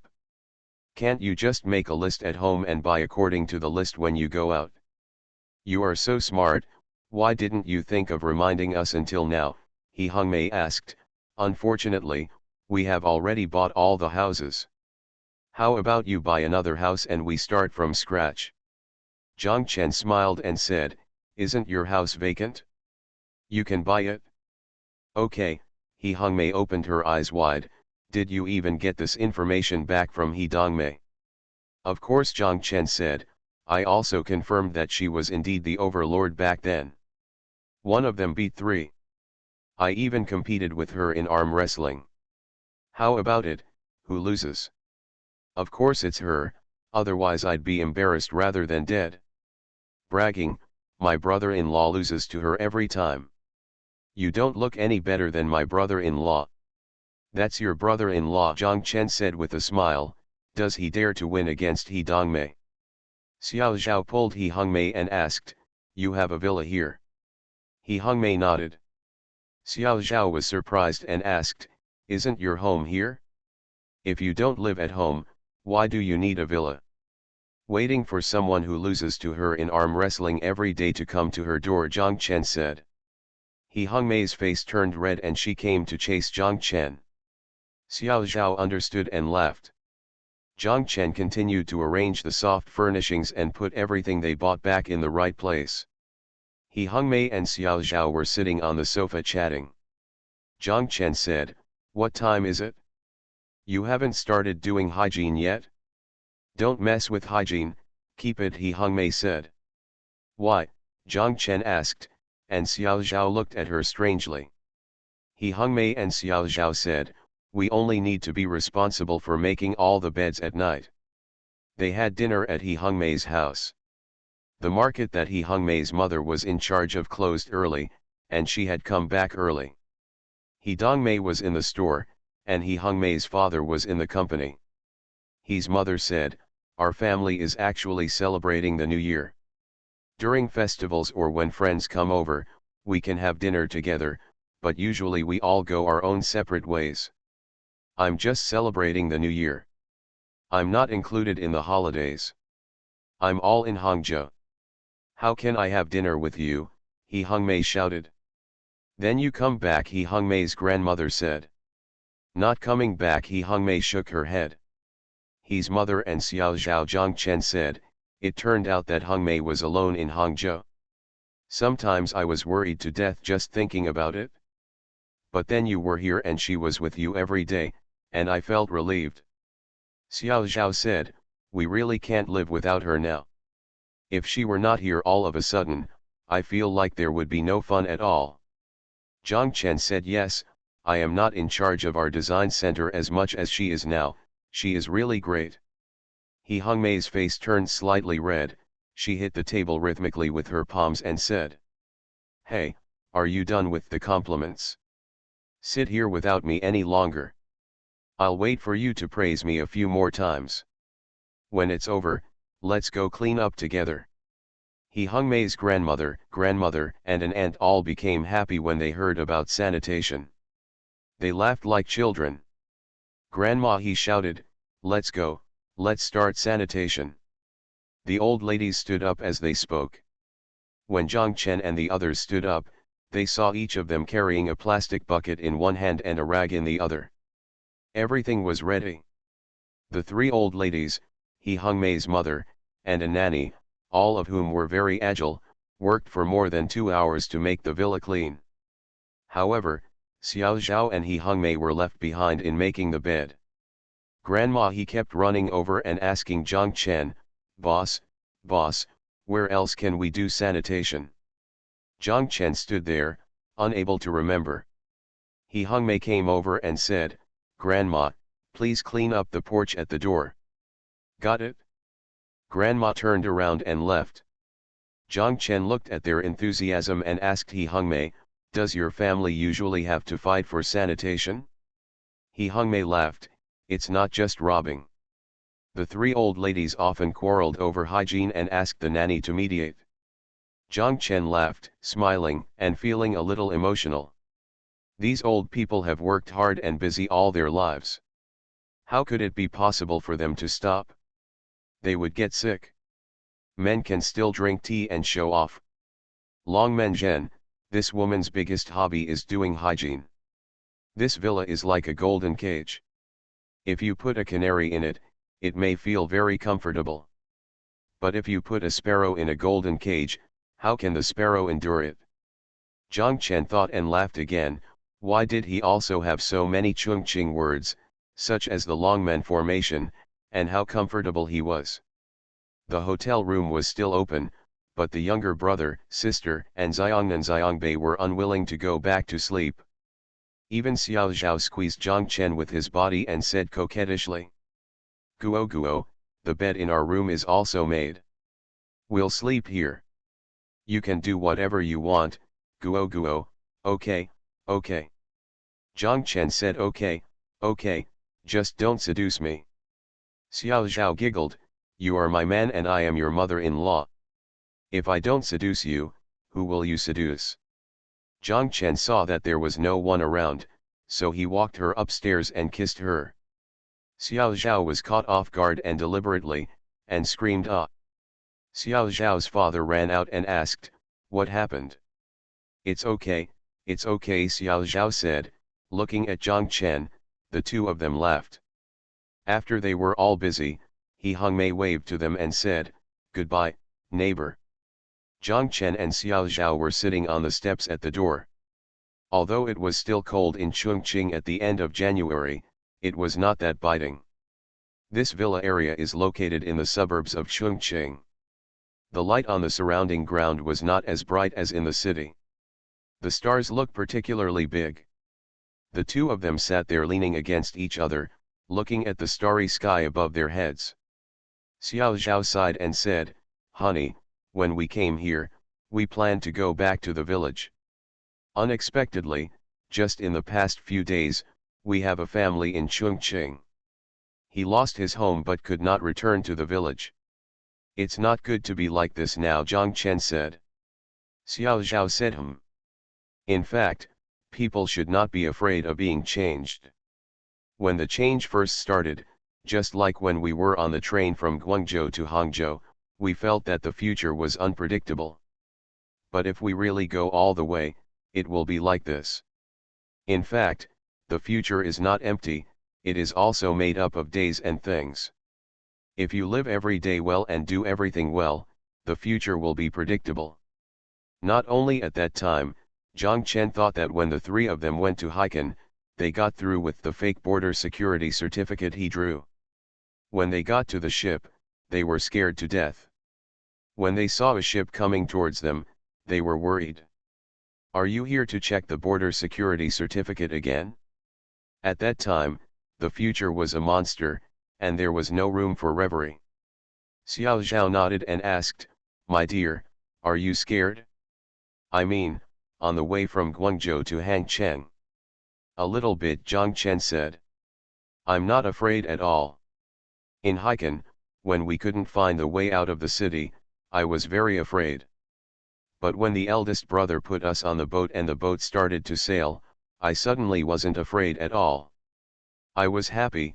I thought at that time, no matter where we go from now on, we will be together, and I won't be afraid of anything." Xiao Zhao said. The two people turned their heads almost at the same time and started kissing. 4 children, holding flashlights, crawled between the two tents. They had already made up their minds to spend the night in the tents. They kept switching tents, and suddenly their younger brother and Xiangbei wanted to sleep. "The blue one, my sister and Xiangnan slept in the red one." After a while, the younger brother remembered that he wanted to sleep in the red one again and wanted to switch with his sister and the others. The younger sister refused, and the younger brother said, "I discovered a secret." "What secret?" asked my sister. "A very important secret." "Then tell me quickly." "If you don't tell me, it won't matter at all," Xiangnan said. The younger brother said, "This place is so high-end, there must be Smurfs." "Really?" Xiangnan opened his eyes wide. "Didn't you see on TV that the Smurfs are always on such a beautiful grassland?" The younger brother said seriously, "When the Smurfs come, they must look for a blue tent."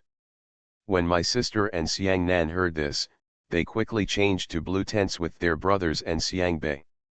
The younger brother said, "Okay, I'll let you girls go." After the tents of both parties were changed, the younger brother stuck out his head from the red tent, made a face, and then shined the flashlight on his face. Xiongnan was frightened and closed his eyes. The younger sister reached out and hit the younger brother. The younger brother said, "Okay, let me tell you another secret." "Say it quickly," my sister shouted. The younger brother smiled evilly and said, "The Smurfs are here, and so is Gargamel. The Smurfs have escaped. Gargamel will find you two in the blue tent." The two girls screamed and quickly climbed out of the blue tent and squeezed into the red tent. The girls' scream shocked the two people kissing on the steps. Xiao Zhao stood up and walked over. The younger brother saw a figure coming and shouted, "Gargamel is here." My sister and Xiang Nan also saw it and screamed again, and even Xiang Bei screamed too. Zhang Chen also stood up and walked over. The Pentium Era, South to North. Author, Mei Xiniang. Chapter 817. My sister asks Xiao Zhao, "Sister, do you think there are Smurfs and Gargamel here?" Xiao Zhao said no. "Why not?" my brother shouted. Xiao Zhao thought for a while and said, "The Smurfs and Gargamel are both from foreign countries. This is Chongqing. If they want to come to Chongqing, they have to take a plane. You have all flown before. Where to enter the terminal, right? The police are checking, so Gargamel is coming and he hasn't been caught by the police yet." When my sister and Xiang Nan heard this, they quickly climbed back into the blue tent. Zhang Chen laughed and said, "You have destroyed their imaginary world." "That's better than coming back here every day and feeling scared," Xiao Zhao said with a smile. "Okay, now you can go to your room and sleep," Xiao Zhao said. The four children shook their heads in unison. Xiao Zhao asked, "Are you not afraid of Gargamel anymore?" "You said there is no Gargamel," the younger brother shouted. This time it was Xiao Zhao's turn to shake his head. Zhang Chen laughed beside him and gloated, "Retribution in this world comes so fast." Xiao Zhao glared at him. Xiao Zhao asked them to go up, but they refused to go up no matter what. Xiao Zhao looked up and saw that the sky was filled with big stars, and it seemed that it would not rain. "Isn't it not too cold tonight?" Xiao Zhao asked Zhang Chen. Zhang Chen said that he didn't feel cold at all. The two of them walked back to the room. Xiao Zhao carried two quilts and went down, telling them that if you want to sleep, sleep in a tent and choose one. They all chose the blue one. Xiao Zhao folded a quilt into double layers and spread it inside the blue tent. Then he let them in. The four children climbed up. They were all very happy and shouted that it was so warm. Xiao Zhao gave them another quilt to cover them with. Xiao Zhao and his younger siblings said, "You two, sleep on both sides later, and let Xiang Nan and Xiang North sleep in the middle. Do you hear me?" The younger brother and younger sister agreed wholeheartedly. Xiao Zhao shook each of their hands, and they all felt hot. Xiao Zhao thought to himself that it must be very warm for four such hot little guys to squeeze in between two quilts. "It's okay," Zhang Chen said. "Our troupe used to go out to perform and often lay on the floor. The weather was even colder than this. My door is open. If it's cold, just go back to the house and sleep." "Do you hear me?" Xiao Zhao asked. "I heard it," my brothers and sisters said.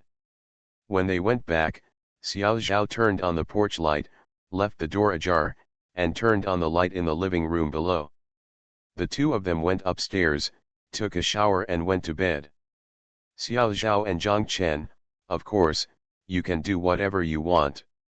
The air conditioner was on in the room, it was very hot, and both of them were sweating. Xiao Zhao set the alarm clock to 12:30. Zhang Chen asked her what she was doing. Xiao Zhao said, "Give Bai Bei a pee." "Have you forgotten to pee after a long time?" Zhang Chen chuckled. Except for the sound of the air conditioner, everything was quiet everywhere. The two of them listened carefully and found that there was no movement in the yard downstairs. Xiao Zhao got out of bed, opened the curtains and looked down. There was no light from the flashlight in the two tents. It seemed that they all fell asleep too. Xiao Zhao went back to bed and turned off the light. Zhang Chen had fallen asleep. Xiao Zhao got into the bed. He still felt it. He stretched his hands from under Xiao Zhao's neck and hugged her. Xiao Zhao nestled in Zhang Chen's arms. He fell asleep quickly. At 12:30, the alarm clock woke Xiao Zhao up. She went downstairs to the living room below, and took a flashlight in her hand from under the coffee table. As soon as she opened the door, a thick, wet mist poured in from outside. Made Xiao Zhao shiver. Xiao Zhao screamed in his heart, and ran towards the tent quickly. The scene inside the tent surprised Xiao Zhao. The zipper on the tent door was not open, and the four children inside huddled together. The younger brother rolled up the quilt, and the younger sister was completely outside the quilt, huddled up. Gotta look like a potato. The humidity was so heavy that the quilt was already damp. If they touched the quilt underneath, it was still wet. It was also because they had little camping experience and there was no moisture-proof pad underneath. What was the use of just a mattress and quilt? Xiao Zhao hurriedly touched Xiangnan. Fortunately, Xiangbei's hands were still warm. When he touched his sister's, his hands were cold, but his forehead was hot. Xiao Zhao's heart skipped a beat and he quickly shook them awake. The three children sat up and shivered, and the younger sister couldn't even get up. Xiao Zhao shouted anxiously, "Dear, come down quickly." The surroundings were too quiet and Xiao Zhao's voice was so loud that half of the community could hear it. Zhang Chen was surprised by Xiao Zhao's cry. He got up from the bed and ran to the window to take a look. Xiao Zhao was in the tent with a flashlight. The beam of light swayed wildly. Zhang Chen quickly ran down in his pajamas. When he ran to the second floor, he saw Xiao Zhao's father already on the first floor. He was also awakened by Xiao Zhao's cry while sleeping on the second floor. Zhang Chen ran to the tent. Xiao Zhao's father had already picked up his sister. Zhang Chen quickly picked her up and headed south and north.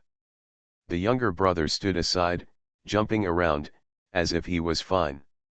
Zhang Chen and Xiao Zhao said, "Go quickly. Turn on the air conditioning in their rooms." Xiao Zhao said oh and then woke up from the panic and ran towards the house. Zhang Chen hugged Xiangnan and ran towards the house as well. Zhang Chen hugged Xiangnan and ran north to the second floor, trying to take them back to his room. When he saw Xiao Zhao's father, he had already carried his sister into his room and placed her under his quilt. Zhang Chen woke up and realized that this was a hot bed. He quickly carried Xiangnan and North upstairs and stuffed them into the quilt on his bed. Xiao Zhao walked into the room and touched his sister's body.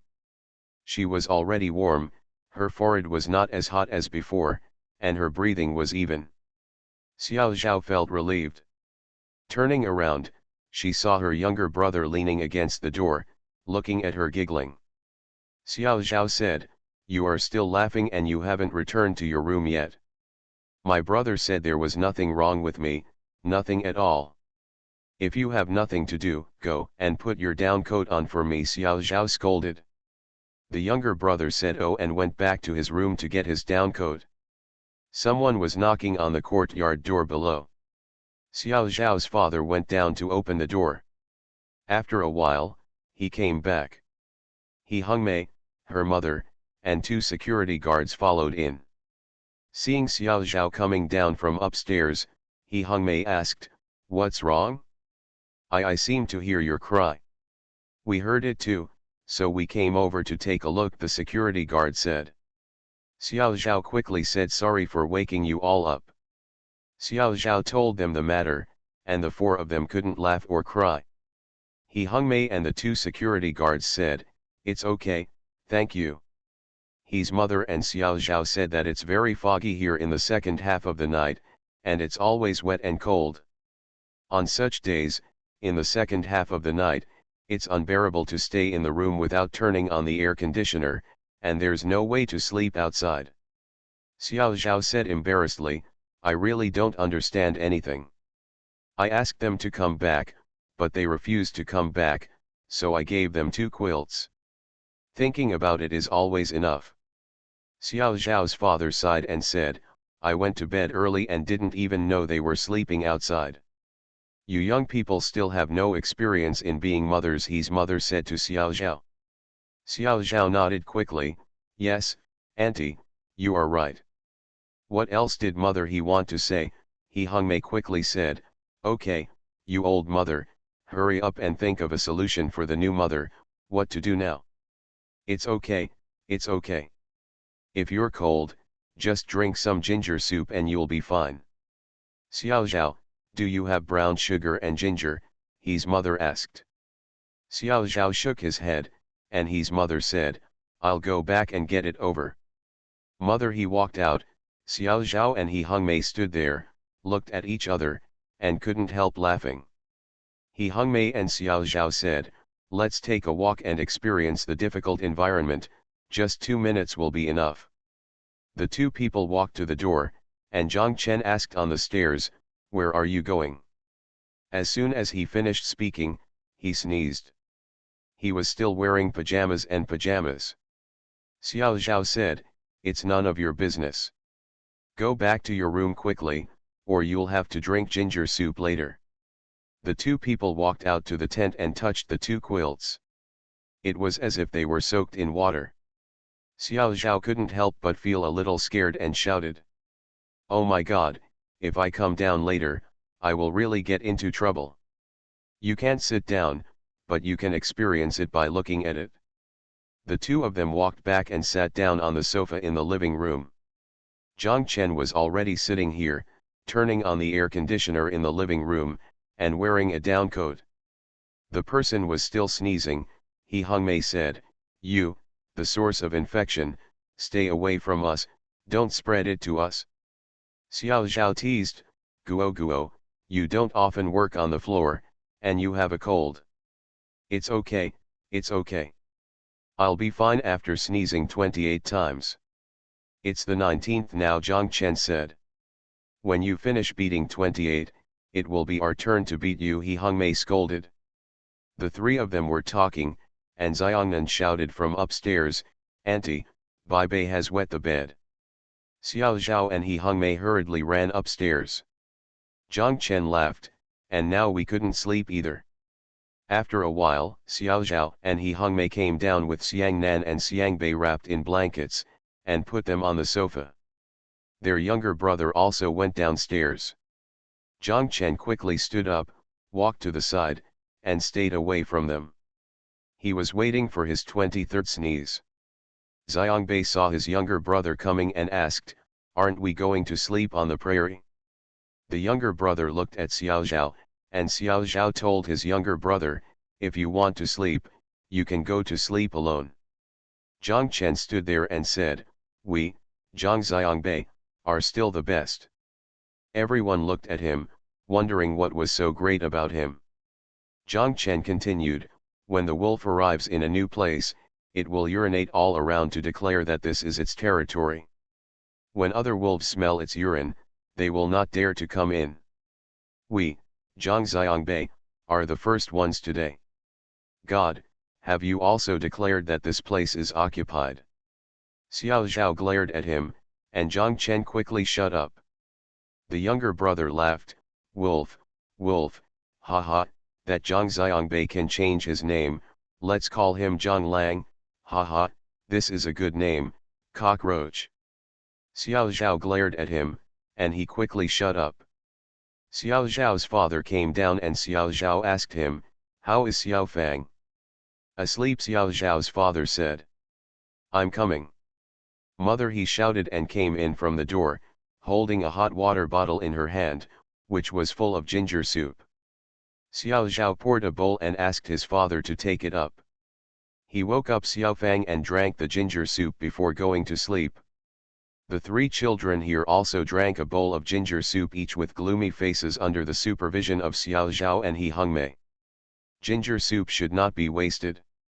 What was left in the hot water bottle belonged to Zhang Chen, and there was also a large bowl. Zhang Chen looked at it with a sad face. Drink, just drink it and you'll be fine, his mother said. Thank you, auntie, I'll drink slowly, give me some time, Jiang Chen said. Give it any time, the ginger soup must be drunk hot, mother, he said. But, it's really hot. Drink, Xiao Zhao and He Hongmei also ordered him. After you finish drinking, go upstairs and blow the bed with the hair dryer, otherwise you won't have a bed to sleep on. Xiao Zhao and Jiang Chen said. He Hongmei and his mother laughed. Thank you, Tin Soldier, third from top to bottom for the tip.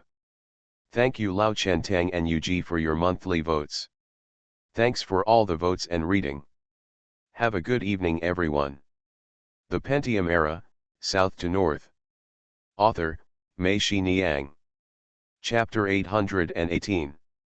The next day, fortunately, except for Jiang Chen who was still coughing and his sister who still had a slight fever, the other children were fine. He Hongmei saw Jiang Chen and teased, Guo Guo, how many times has this happened to you? Xiao Zhao smiled and said, almost 280. Jiang Chen argued, I'm just acclimated, you know. Look at you in Chongqing. It's already 10 o'clock in the morning and it's still foggy. If you were in Hangzhou, it would already be sunny. Guo Guo, where is Hangzhou? Have we never been there? It's raining, snowing, and sunny today in Hangzhou, He Hongmei scolded. Really, how do you know? He Hongmei pointed at the TV and said, you don't watch TV? Don't you know that after Eastern Time on TV in the morning, the weather forecast for the whole country is also shown? Where is the sun in Hangzhou? Jiang Chen looked at her and stared. He Hongmei lay down and whispered in Xiao Zhao's ear, I lied to him. The weather forecast after Eastern Time and space includes Ningbo, Shaoxing, and Wenzhou, but there is no Hangzhou. Xiao Zhao laughed. Jiang Chen's eldest brother rang, and he picked up. It was Meng Ping. Meng Ping shouted. Jiang Chen, how are you doing in Xiao's hometown? Is the peach blossom blooming again? Hey, Chongqing is so developed now that even the big brothers in the mountains and valleys have access. Jiang Chen laughed and said, we are not in Xiao Zhao's hometown, but in Chongqing. We are celebrating the New Year in Chongqing. What happened? It's hard to explain in one sentence. I'll tell you in detail next time, Jiang Chen asked. Meng Ping, where are you? I'm going to Yongcheng. I just bought something at the supermarket, Meng Ping shouted. Why are you going to Yongcheng? The parents who went to see the pole, Meng Ping said, this guy won't go back to celebrate the New Year this year. He said that his parents are used to him not being at home, so I kept him in custody and told him that he should at least go back to see him. One trip. You're still humming talking about me.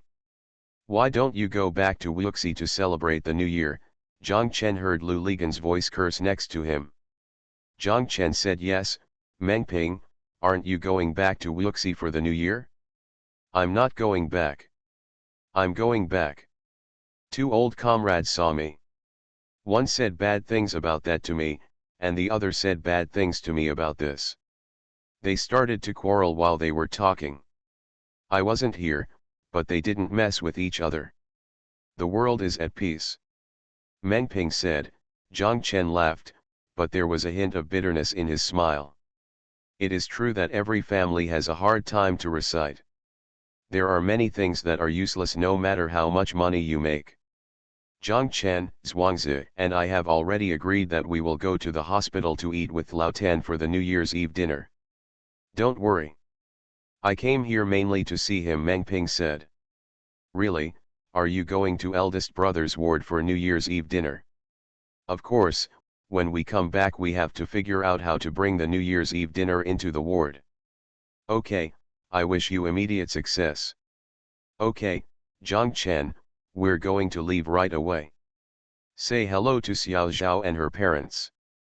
Thank you, Meng Ping. By the way, on rainy and snowy days, let that bitch drive the pole slower. It's raining and snowing? Where did the rain and snow come from?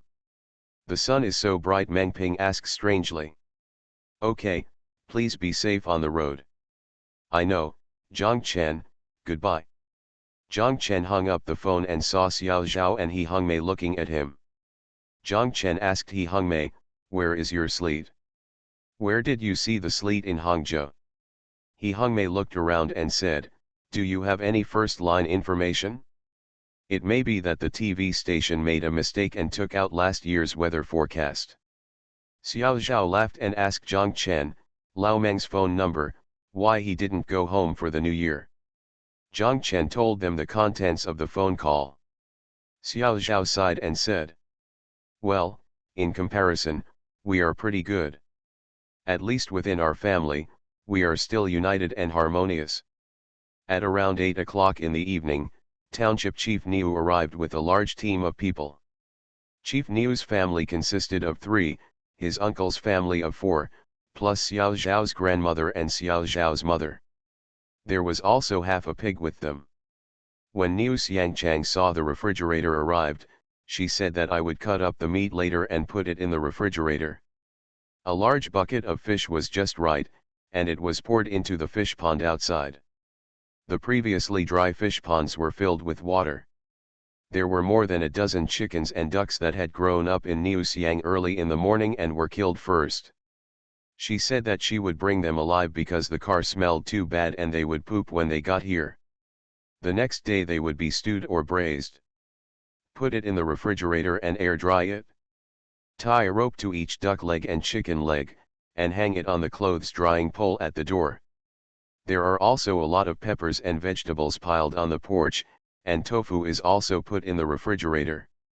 I don't know why, but when Zhang Chen saw so many things and so many people, he felt the smell of the new year coming out immediately. Suddenly 3 more children came, and the house became more lively. The younger brother wanted to go camping in the tent again. Xiao Zhao pointed at him with his finger, and he chuckled. Then let's just go hide and seek. It's okay to hide and seek, right? A large group of children ran out in the blink of an eye. In this world, there is no house or door that can close and retain the hearts of children. Zhang Chen and the others returned to Hangcheng on the 7th day of the Lunar New Year. The Yan'an Road store was always open for business, and the M-Zone opened for work the next day, which was the 8th day of the Lunar New Year. In Senbeo factory, work nominally started on the 8th day of the Lunar New Year.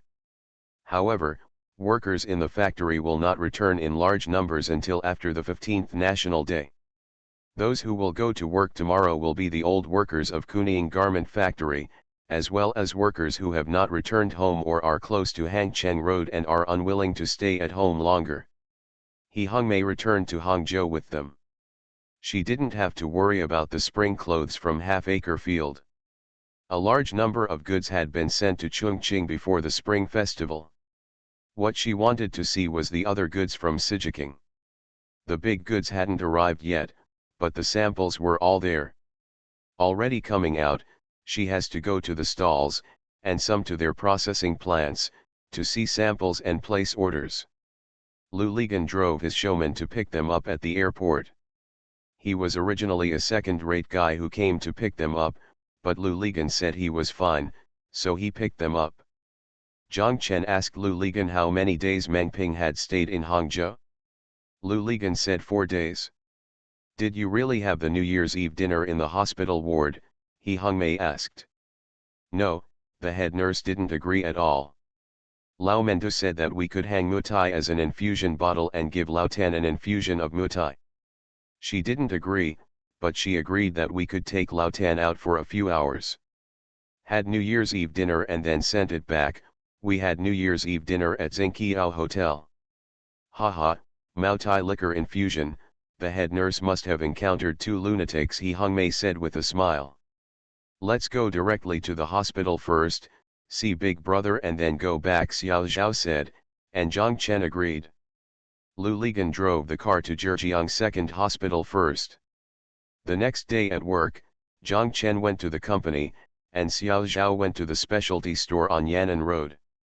When they had dinner together the night before, Xiao Zhao made an agreement with Tan Shahen and told her to rest the next day while she went to the store. One day at a time. Zhang Chen arrived upstairs in the company. Before he entered the office, he heard the sound of Tan Shahen chatting and laughing from the other side of Tan Shahen's room. Zhang Chen walked over and saw that it was Xiao Wu sitting there chatting with Tan Shahen.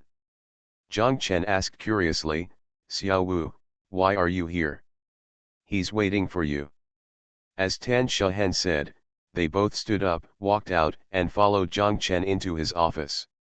After sitting down, Xiao Wu and Zhang Chen said, "Brother Zhang Chen, I have come to Hangzhou to work." "Okay, I'll make arrangements for you right away," Zhang Chen said. "Tell me first where you want to go." "The third castle is here." Xiao Wu knew that Zhang Chen had misunderstood, and said quickly, No, brother Zhang Chen, I have already gone to work. I reported for work yesterday. Today, I am here to tell you." "Already at work, what do you mean?" Zhang Chen asked curiously. "You don't want to come to my place?" "Yes, not here, but at..." "It's not at the pole either." Zhang Chen's face didn't look good. "No," Xiao Wu said. "Xiao Wu, what are you thinking about? You have to go to work in Hangzhou. Instead of coming to us, you have to go to other people's places. What do you think you are thinking about?" Zhang Chen was immediately annoyed. "Other people, is it better to give you a higher salary and better treatment, or to have a higher position? Tell me, Xiao Wu, tell me how much salary he will give you, and I will double it for you." "Zhang Chen, don't be angry yet. I just scolded Xiao Wu," Tan Shahen said, "but what Xiao Wu said makes sense. You need to calm down first. Zhang Chen, listen to Xiao Wu." Zhang Chen sighed after hearing what Tan Shahen said. He softened his tone and said to Xiao Wu, "Okay, Xiao Wu, tell me what's going on." Xiao Wu said, "Years ago, Xiao Jin and the others finally had a big fight with those little devils. Of course, it was those little devils who suffered the loss. Several of them were sent to the hospital. However, one of the ones who was sent to the hospital was injured. It's still very serious. His father is an official, Xiao Jin, and the others also suffered bad luck. Some were caught and some escaped." "Where's Xiao Jin?" Zhang Chen asked. "I've been caught," Xiao Wu said. "I think about it, the world has changed, and I can't hang around like this anymore, so I just took advantage of this moment when the old school is cracking down hard and no one dares to move, and kill everyone. It was disbanded, and after it was disbanded, it was pointless for me to stay in Yongcheng by myself, and the regiment was still like that, so I decided to find work and not stay in Yongcheng. Then just call me." "I've thought about it, brother Zhang Chen." "Really?" Xiao Wu said. "I know whether it's you or brother Ganzi, as long as I come, you will take me in at any time, just like when I went to Heiken and ran away so suddenly I went there. At that time, you were still doing things for others, but you took me in without saying a word and gave me the easiest job. That purchasing job is not easy. You did a good job." "No, I know it myself. That is already the best job you can give me. Compared with Cao Kuoking and others, I don't know how much better it is. Even if I don't have money to use it, you will give it to me and buy me clothes and so on. You never let me spend a penny when we go out to eat. Really, you are so good to me." Zhang Chen seemed to understand something and asked, "Is it because of this that you feel you can't stay in Heiken?" Xiao Wu nodded. "For this reason, I know that when you first arrived in Heiken, you endured a lot of hardships to achieve such status and achievements. Staying there, I feel like I'm just a ready-made person. He's just a waste, he can't help you with anything, he can only crawl on you like a snail. Actually, brother Zhang Chen, I went out to find a job in Heiken, as a bodyguard for others. People also wanted me, but I have never dared to tell you. I know that if I say something, I will definitely be beaten by you. I didn't dare to say anything even if I scolded him, and I missed the registration time. Jiang Chen listened and took a breath of cold air. Yes, at that time, he would only call Xiao Wu this and Xiao Wu that. He thought it was good for him, but he never thought about what Xiao Wu wanted to do. You just giving, but not thinking about whether what you give is what the other party needs. It seems that I have never even asked Xiao what his thoughts and plans are. Until he asked to go back to Yongcheng, there was definitely no way out. You thought you were helping him in Hiken, but in fact you were blocking all his roads and leaving him with no way to go. What is given is not only help, but also a kind of confinement that makes it impossible for people to express objections. This will actually cause inequality in the status of both parties. The more he accepts, the more he feels that he must listen to you. You are not controlling him with majesty and intimidation, but kindness and giving can also control a person. Disarming. Jiang Chen felt that in Hiken, Xiao Wu really seemed like his own son. Thank you to the Tin Soldiers, 10,000 Years White Vote Party, on the shore 131, and the third-ranked person from top to bottom for the reward. Thank you Dapen, WXD121, the monthly ticket is not worth it? Thank you for all the votes and reading. I wish you all good health. I was out of shape today, I wrote a chapter, then deleted it and rewrote it, so it's late, sorry. You are listening to Novels at Bless Up channel. Wish you happiness and luck. Please subscribe to receive new novels. How do you feel about this novel? Please like and leave a comment. The Pentium Era, South to North. Author, Mei Xiniang. Chapter 819. Brother Jiang Chen, I know that whether I come to you or to Brother Zanzi, you will give me the best position and the highest salary, but to be honest, it will make me unable to sleep at night. I will feel that all this, are not achieved by my own efforts, and I feel unable to hold my head high in front of other people in the unit, Xiao Wu said sincerely. Jiang Chen sighed, okay, I know you, Xiao Wu, are a proud person. Xiao Wu also laughed, no, mainly because I don't like that feeling. How does it feel? In that case, I feel that we are not friends. I don't have the confidence to think that I am still your friend, but hey, I can't tell. Anyway, I just feel that I am not like a friend anymore. Xiao Wu said. Jiang Chen thought for a moment and said, okay, Xiao Wu, I respect your choice, but if you have any problems or difficulties in Hangzhou, you must tell me, okay? If you need my help, that's okay, help among friends. If I have anything to do in Yongcheng, I won't always ask you to help me. Okay, I understand, Brother Jiang Chen, Xiao Wu said. Then what company are you in now? What do you do? At Zhejiang University, they seem to do everything, even real estate, and they were introduced by friends, Xiao Wu said. When you go to the company, what exactly will you do? Bodyguard, also called assistant. Bodyguard? I can understand if a company boss in Hiken wants to hire a bodyguard. What kind of bodyguard does this boss in Hangzhou want? I don't know. They say they were building houses and demolishing other people's houses. They were afraid of revenge from those who were demolished. The boss is small and very timid. Jiang Chen nodded and said, it's a good thing that a boss is timid. A timid boss won't dare to do anything risky. But Xiao Wu, you still have to pay attention to yourself. If you can't do some things, don't do them. If you feel there are any signs, if it's not right, then I'll quit my job, and again, I welcome you here at any time. Xiao Wu said, yes, I will remember it and I will be measured. Leave me your company name and contact information, Jiang Chen said. Xiao Wu took a note from the table, wrote the company name, and gave Jiang Chen a new phone number and phone number.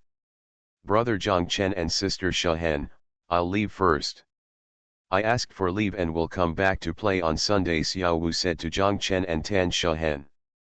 Jiang Chen nodded and told Xiao Wu, come over on Sunday and we will have dinner together. Xiao Wu agreed, Jiang Chen and Tan Shahan sent Xiao Wu out. When they got outside, Xiao Wu turned around and waved to them and said, "Brother Jiang Chen and sister Shahan, there is no need to send them away." After Xiao Wu finished speaking, he turned around and ran away, leaving them unable to deliver even if they wanted to. The two of them returned to the office, and Jiang Chen asked Tan Shahan, "Don't you feel the same way as Xiao Wu? You started as a salesperson, and everything you do now depends on yourself."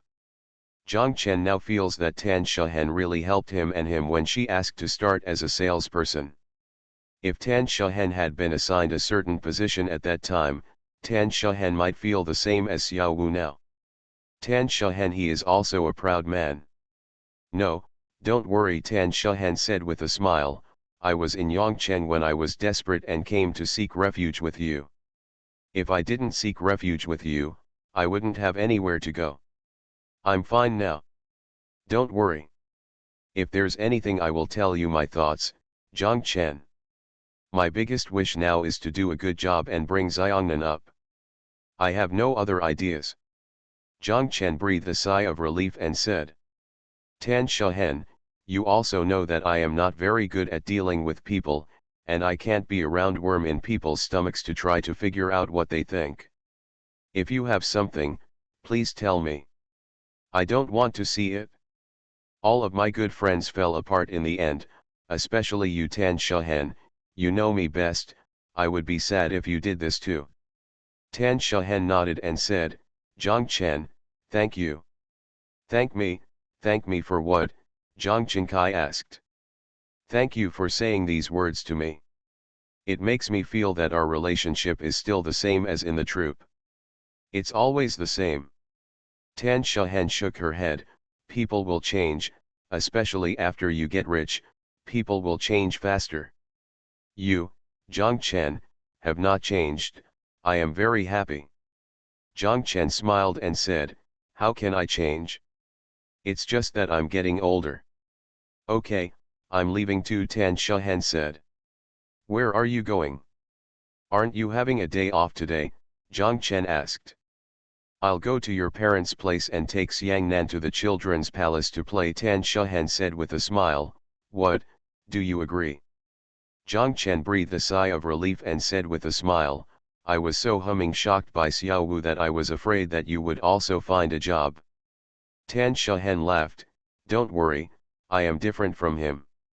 "Why is it different?" "Xiao Wu is a man after all. Isn't your biggest dream to conquer the world with your bare hands?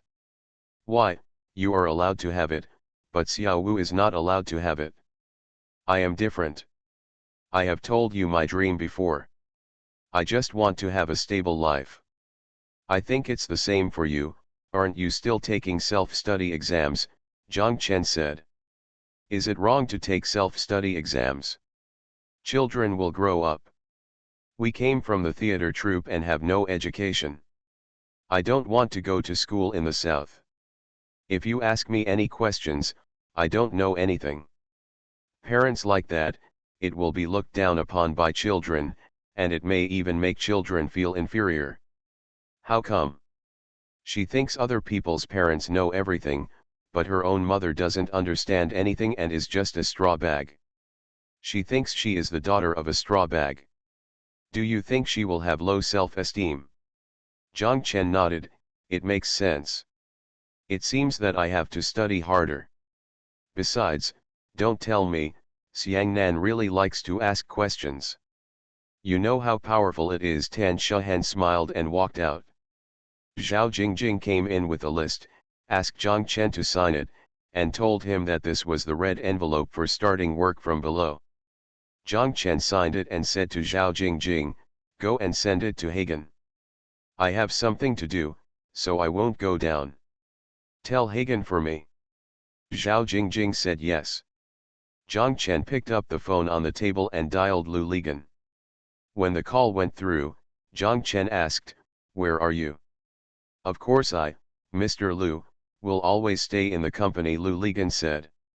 "Okay, stay there, I'll come right away." Jiang Chen walked into Lu Ligan's office. Lu Ligan shouted, On the first day of work, Mr. Zhang came to visit. Why, come to give out red envelopes. Well, how much do you want? Zhang Chen asked. 400 million, do you have it? No, I'll give him to you. What do I want from you? You are not a beautiful woman, and your meat smells stinky. You. I was just contacting Mr. Chiao and the others for Mengping. Mengping is crazy. He wants 400 million yuan to build a building. The guy named Chiao is also crazy. He actually said that it is okay. As long as there is no problem with the feasibility of his project, it can be done, and they will come over right away when Mr. Yang comes back. Damn it, I think Lu Ligan, am bold enough already, and there is someone bolder than me. Zhang Chen was also surprised. He asked, why does Mengping need so much money? Lu Ligan looked at Zhang Chen, laughed, and said, are you scared? You said at that time that you had the money to build a building. Now if Mengping asks, you can't afford it, right? Zhang Chen smiled and said, I can build half a building for him. There is no one named Chiao here, so I can give it to him. Oh, that's good, Zhang Chen, you are rich. Lu Ligan shouted, I can also give him the money to build half a building, but if I give it to him, my peach blossom garden will continue to be in my dream. Don't think about it, Mengping won't want it.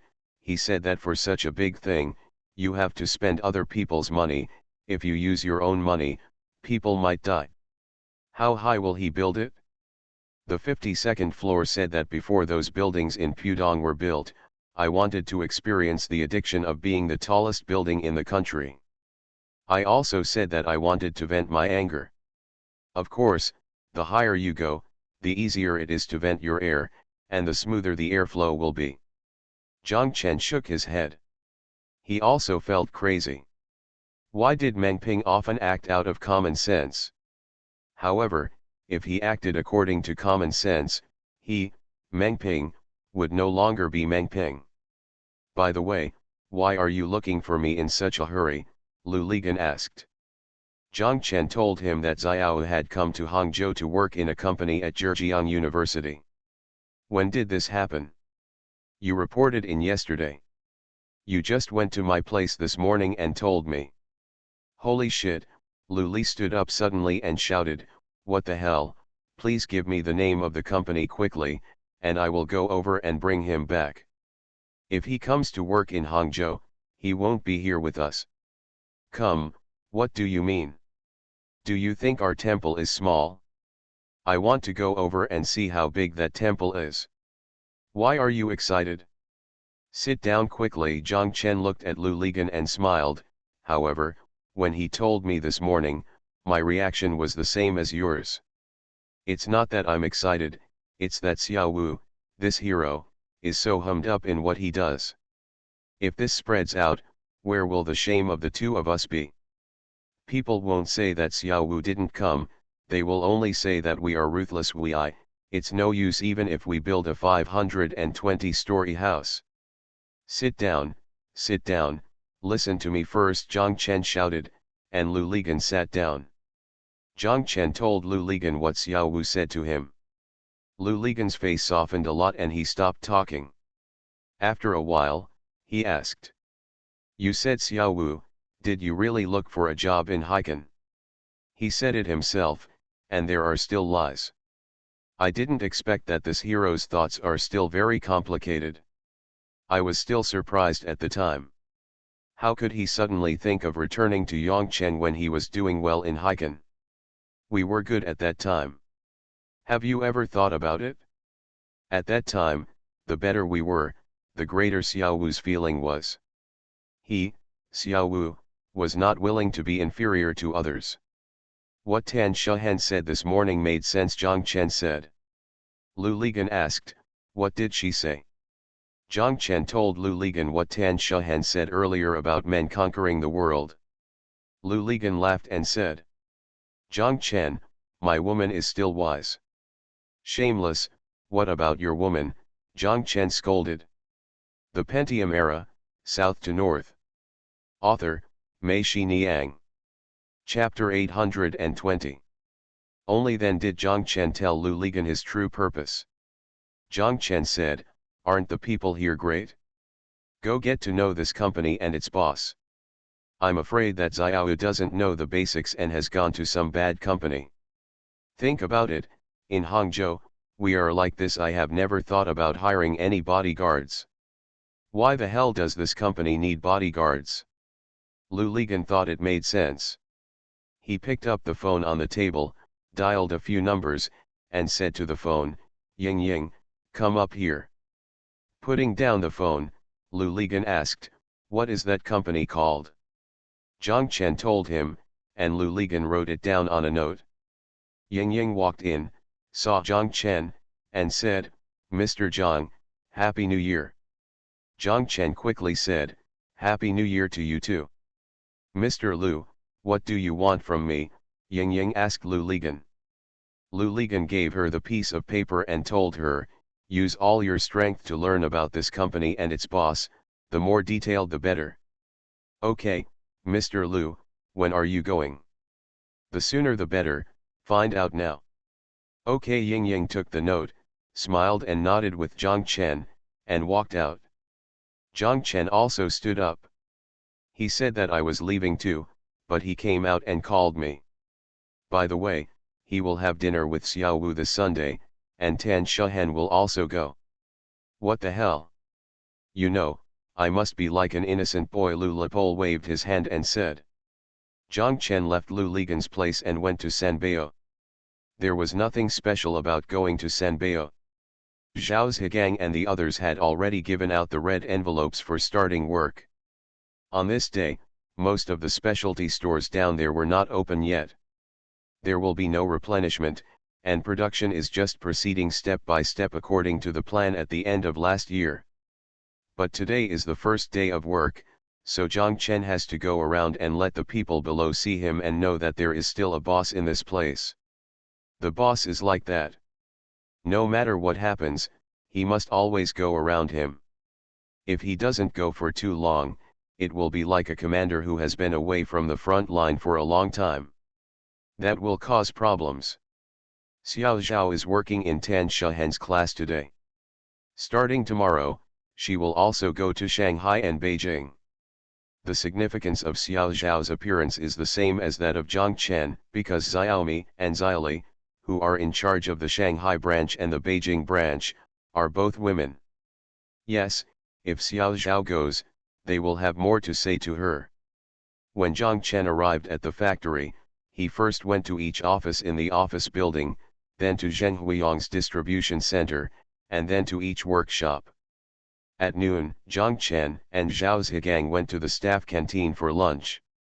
The former master in the canteen was now the division chief. When he saw Zhang Chen, he came over and asked, "Mr. Zhang, you don't come to our canteen to eat often anymore. How is the taste of our canteen now?" Zhang Chen said it was good. "Oh, I think it's good, but the workers below always say that the food is not delicious. I have changed 3 batches of chefs, and I don't know what to do," the chief clerk said with a sad look on his face. Zhang Chen said, "Maybe it's difficult for everyone to agree. For example, I think that as long as it's not spicy, any dish is delicious. As long as it's spicy, everything is delicious. But for those who don't eat spicy food, there are no requirements." Same. The Secretary General said that this was probably the reason. After the Secretary General left, Zhao Zhigang told Zhang Chen not to listen to his nonsense. He had changed 3 groups of people, and all 3 groups were his fellow villagers. There was no difference whether he changed them or not. When recruiting people, don't you care? Zhang Chen asked. "I'm a tailor, not a chef. I don't know whose cooking skills are good," Zhao Zhigang said. "You can go directly to recruit them, and don't care about their skills. When they come, let them cook. If everyone thinks they are delicious, they will keep them, and if they don't, they won't. You think I don't want to, but then the old man will have an opinion. If he has an opinion, the canteen will be difficult to manage. If you want him to have no objection, you must give him some power, Zhao Zhigang said, the old man, that's the Secretary General. Zhang Chen laughed and said, yes, you now know a little bit about how to control people. I have no choice but to be forced. Lao Fu is also an old worker. You also know him. He has a good character. When I asked him to buy groceries, he didn't mess around. If we really want to replace him, this canteen, I don't know what will happen yet. I heard that some factories have nothing to do and the bosses and proprietresses are doing the shopping themselves. Zhao Zhigang said, and Zhang Chen nodded. He knew that this was a difficult position in any unit.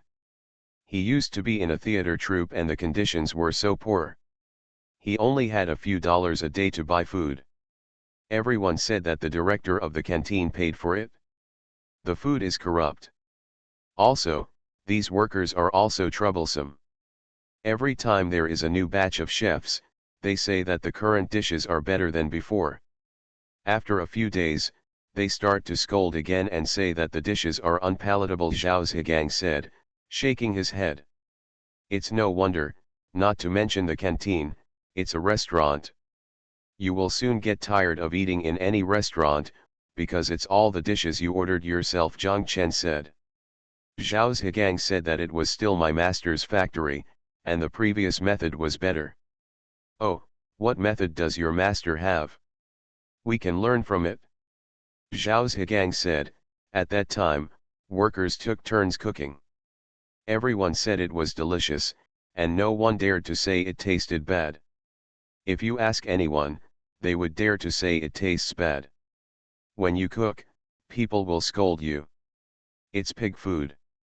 Go away, you want our workers to take turns cooking here? It's okay. 10 people can do it a day, and we can take turns for half a year, Zhang Chen scolded. Zhao Zhigang laughed, didn't you ask me to think of a way? I just came up with this way, or let those who usually like to talk the most go to the canteen to do it by themselves. Your idea is absurd, but the idea is right. Just think about it this way. That is to put yourself in someone else's shoes and let the workers know how difficult it is for the canteen. Let the people in the canteen also know how difficult it is for the workers. Just think like this. How can you make them think in their shoes? If you can do this, your canteen problem will be solved. Zhang Chen stood up, patted Zhao Zhigang on the shoulder, went back to the office, and walked to the door of the employee cafeteria. Looking back, Zhao Zhigang was still sitting there blankly. He was probably thinking about how to get everyone to think in their shoes. Zhang Chen couldn't help but smile. Zhao Zhigang's education level is not high. It's really hard for him to put so many people under his control. But this guy likes to use his brain. The most important thing is that he can use his own skills and convince the public. This is in the factory. It is very important. This is much better than those who have studied business management and have high ambitions and low abilities. They will not be scolded by workers as freeloaders. Zhang Chen thought of Tan Shahan's words, and he remembered that these people under his command initially followed him to conquer the world, but now, they cannot keep up in some places, and they need to find a place for them to study and recharge. Zhang Chen sat down in the office, and the big brother rang loudly. It was Lu Ligan.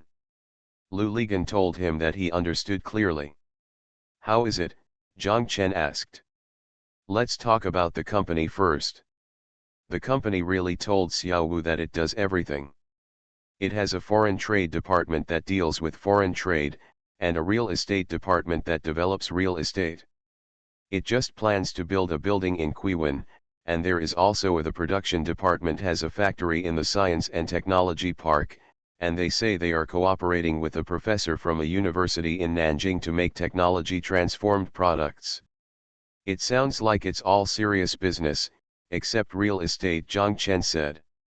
You, Lu Ligan cursed. My mother is taking care of Xiang Nan and Xiang Bei at home. Stop being so nagging and tell the boss, Zhang Chen urged. The boss graduated from Zhejiang University. Real or fake? Lu Ligan knew what Zhang Chen wanted to say, so he simply said it himself, okay, he is better than me. He is really from Zhejiang University. That's not bad. Yes, I also taught in a university and went to sea 3 years ago. It sounds like the company is very serious and the people are very serious, so why does he need bodyguards? I'm stupid because of studying. I have a poor account. I have a little money and think that everyone will seek his wealth and harm his life. I divorced my wife. I heard that I was sued by my ex-wife to the court for the child's alimony of 1,000 yuan a month. Went. Are you married now? No. Great, such a bastard deserves to be a bachelor for the rest of his life, Zhang Chen shouted. After the report, Mr. Zhang, what do you think? Lu Ligan asked. Preliminary identification shows that apart from being stingy, it seems to be a harmless animal. What do you think, Mr. Lu? I think it's the same. It doesn't matter if you are stingy. Xiao Wu is not someone who cares about this anyway. Yes, let me explain to Xiao Wu again on Sunday. Don't argue with others when it comes to money. Okay, Lu Ligan said, and I think, no matter what, if someone has been a university teacher, it will be a bit unpleasant. Following him, Xiao Wu can still learn some culture. Okay, I agree with your complete summary, Mr. Lu. Zhang Chen hung up the phone as he said that, because he saw Zhao Zhigang walking in. Zhao Zhigang sat down opposite Zhang Chen and said to him, Mr. Zhang, how about asking the workers to elect canteen supervisors? Send a canteen supervisor to the canteen every day to see how the canteen masters work. He can also tell the workers if they have any opinions, and he can also ask them through them, tell the people in the cafeteria. Zhang Chen thought for a moment and thought this was a good idea. This would at least reduce the direct confrontation between the canteen and the workers, and transfer a large part of the complaints about the canteen to the supervisors. However, the supervisors take turns. If you scold them too much, in the end you will feel that it is your fault and you will be embarrassed to scold me anymore. Zhang Chen said yes. On the day when the supervisor was not working on the machine, he would be given a subsidy directly. By the way, the working class would be assigned to the first person to take up the job. He would probably volunteer to be the supervisor. Working class? Who? Zhao Zhigang asked. Ask Zhao Zhilong. It turns out that he is the person from Kuning Garment Factory who competed with him on handmade buttonholes. Once you tell him, Zhao Zhilong will know. Good. Also, before that, you have to find the old man and make it clear to him. The purpose of setting up a supervisor is not to distrust him or to interfere with their kitchen work, but to reduce conflicts and complaints. It is also to reduce conflicts and complaints. Reduce his work pressure. This supervisor is like a bridge between their canteen and the workers. We must let him understand this matter and support this, otherwise it will only intensify conflicts. Zhang Chen and Zhao Zhigang said. Zhao Zhigang agreed, I will call him to my office and talk to him. Thank you for the reward for reading every day. Thank you Wu Yehuan, Tianying 1978, and Not Impossible World for your monthly votes. Thanks for all the votes and reading. Have a good evening everyone.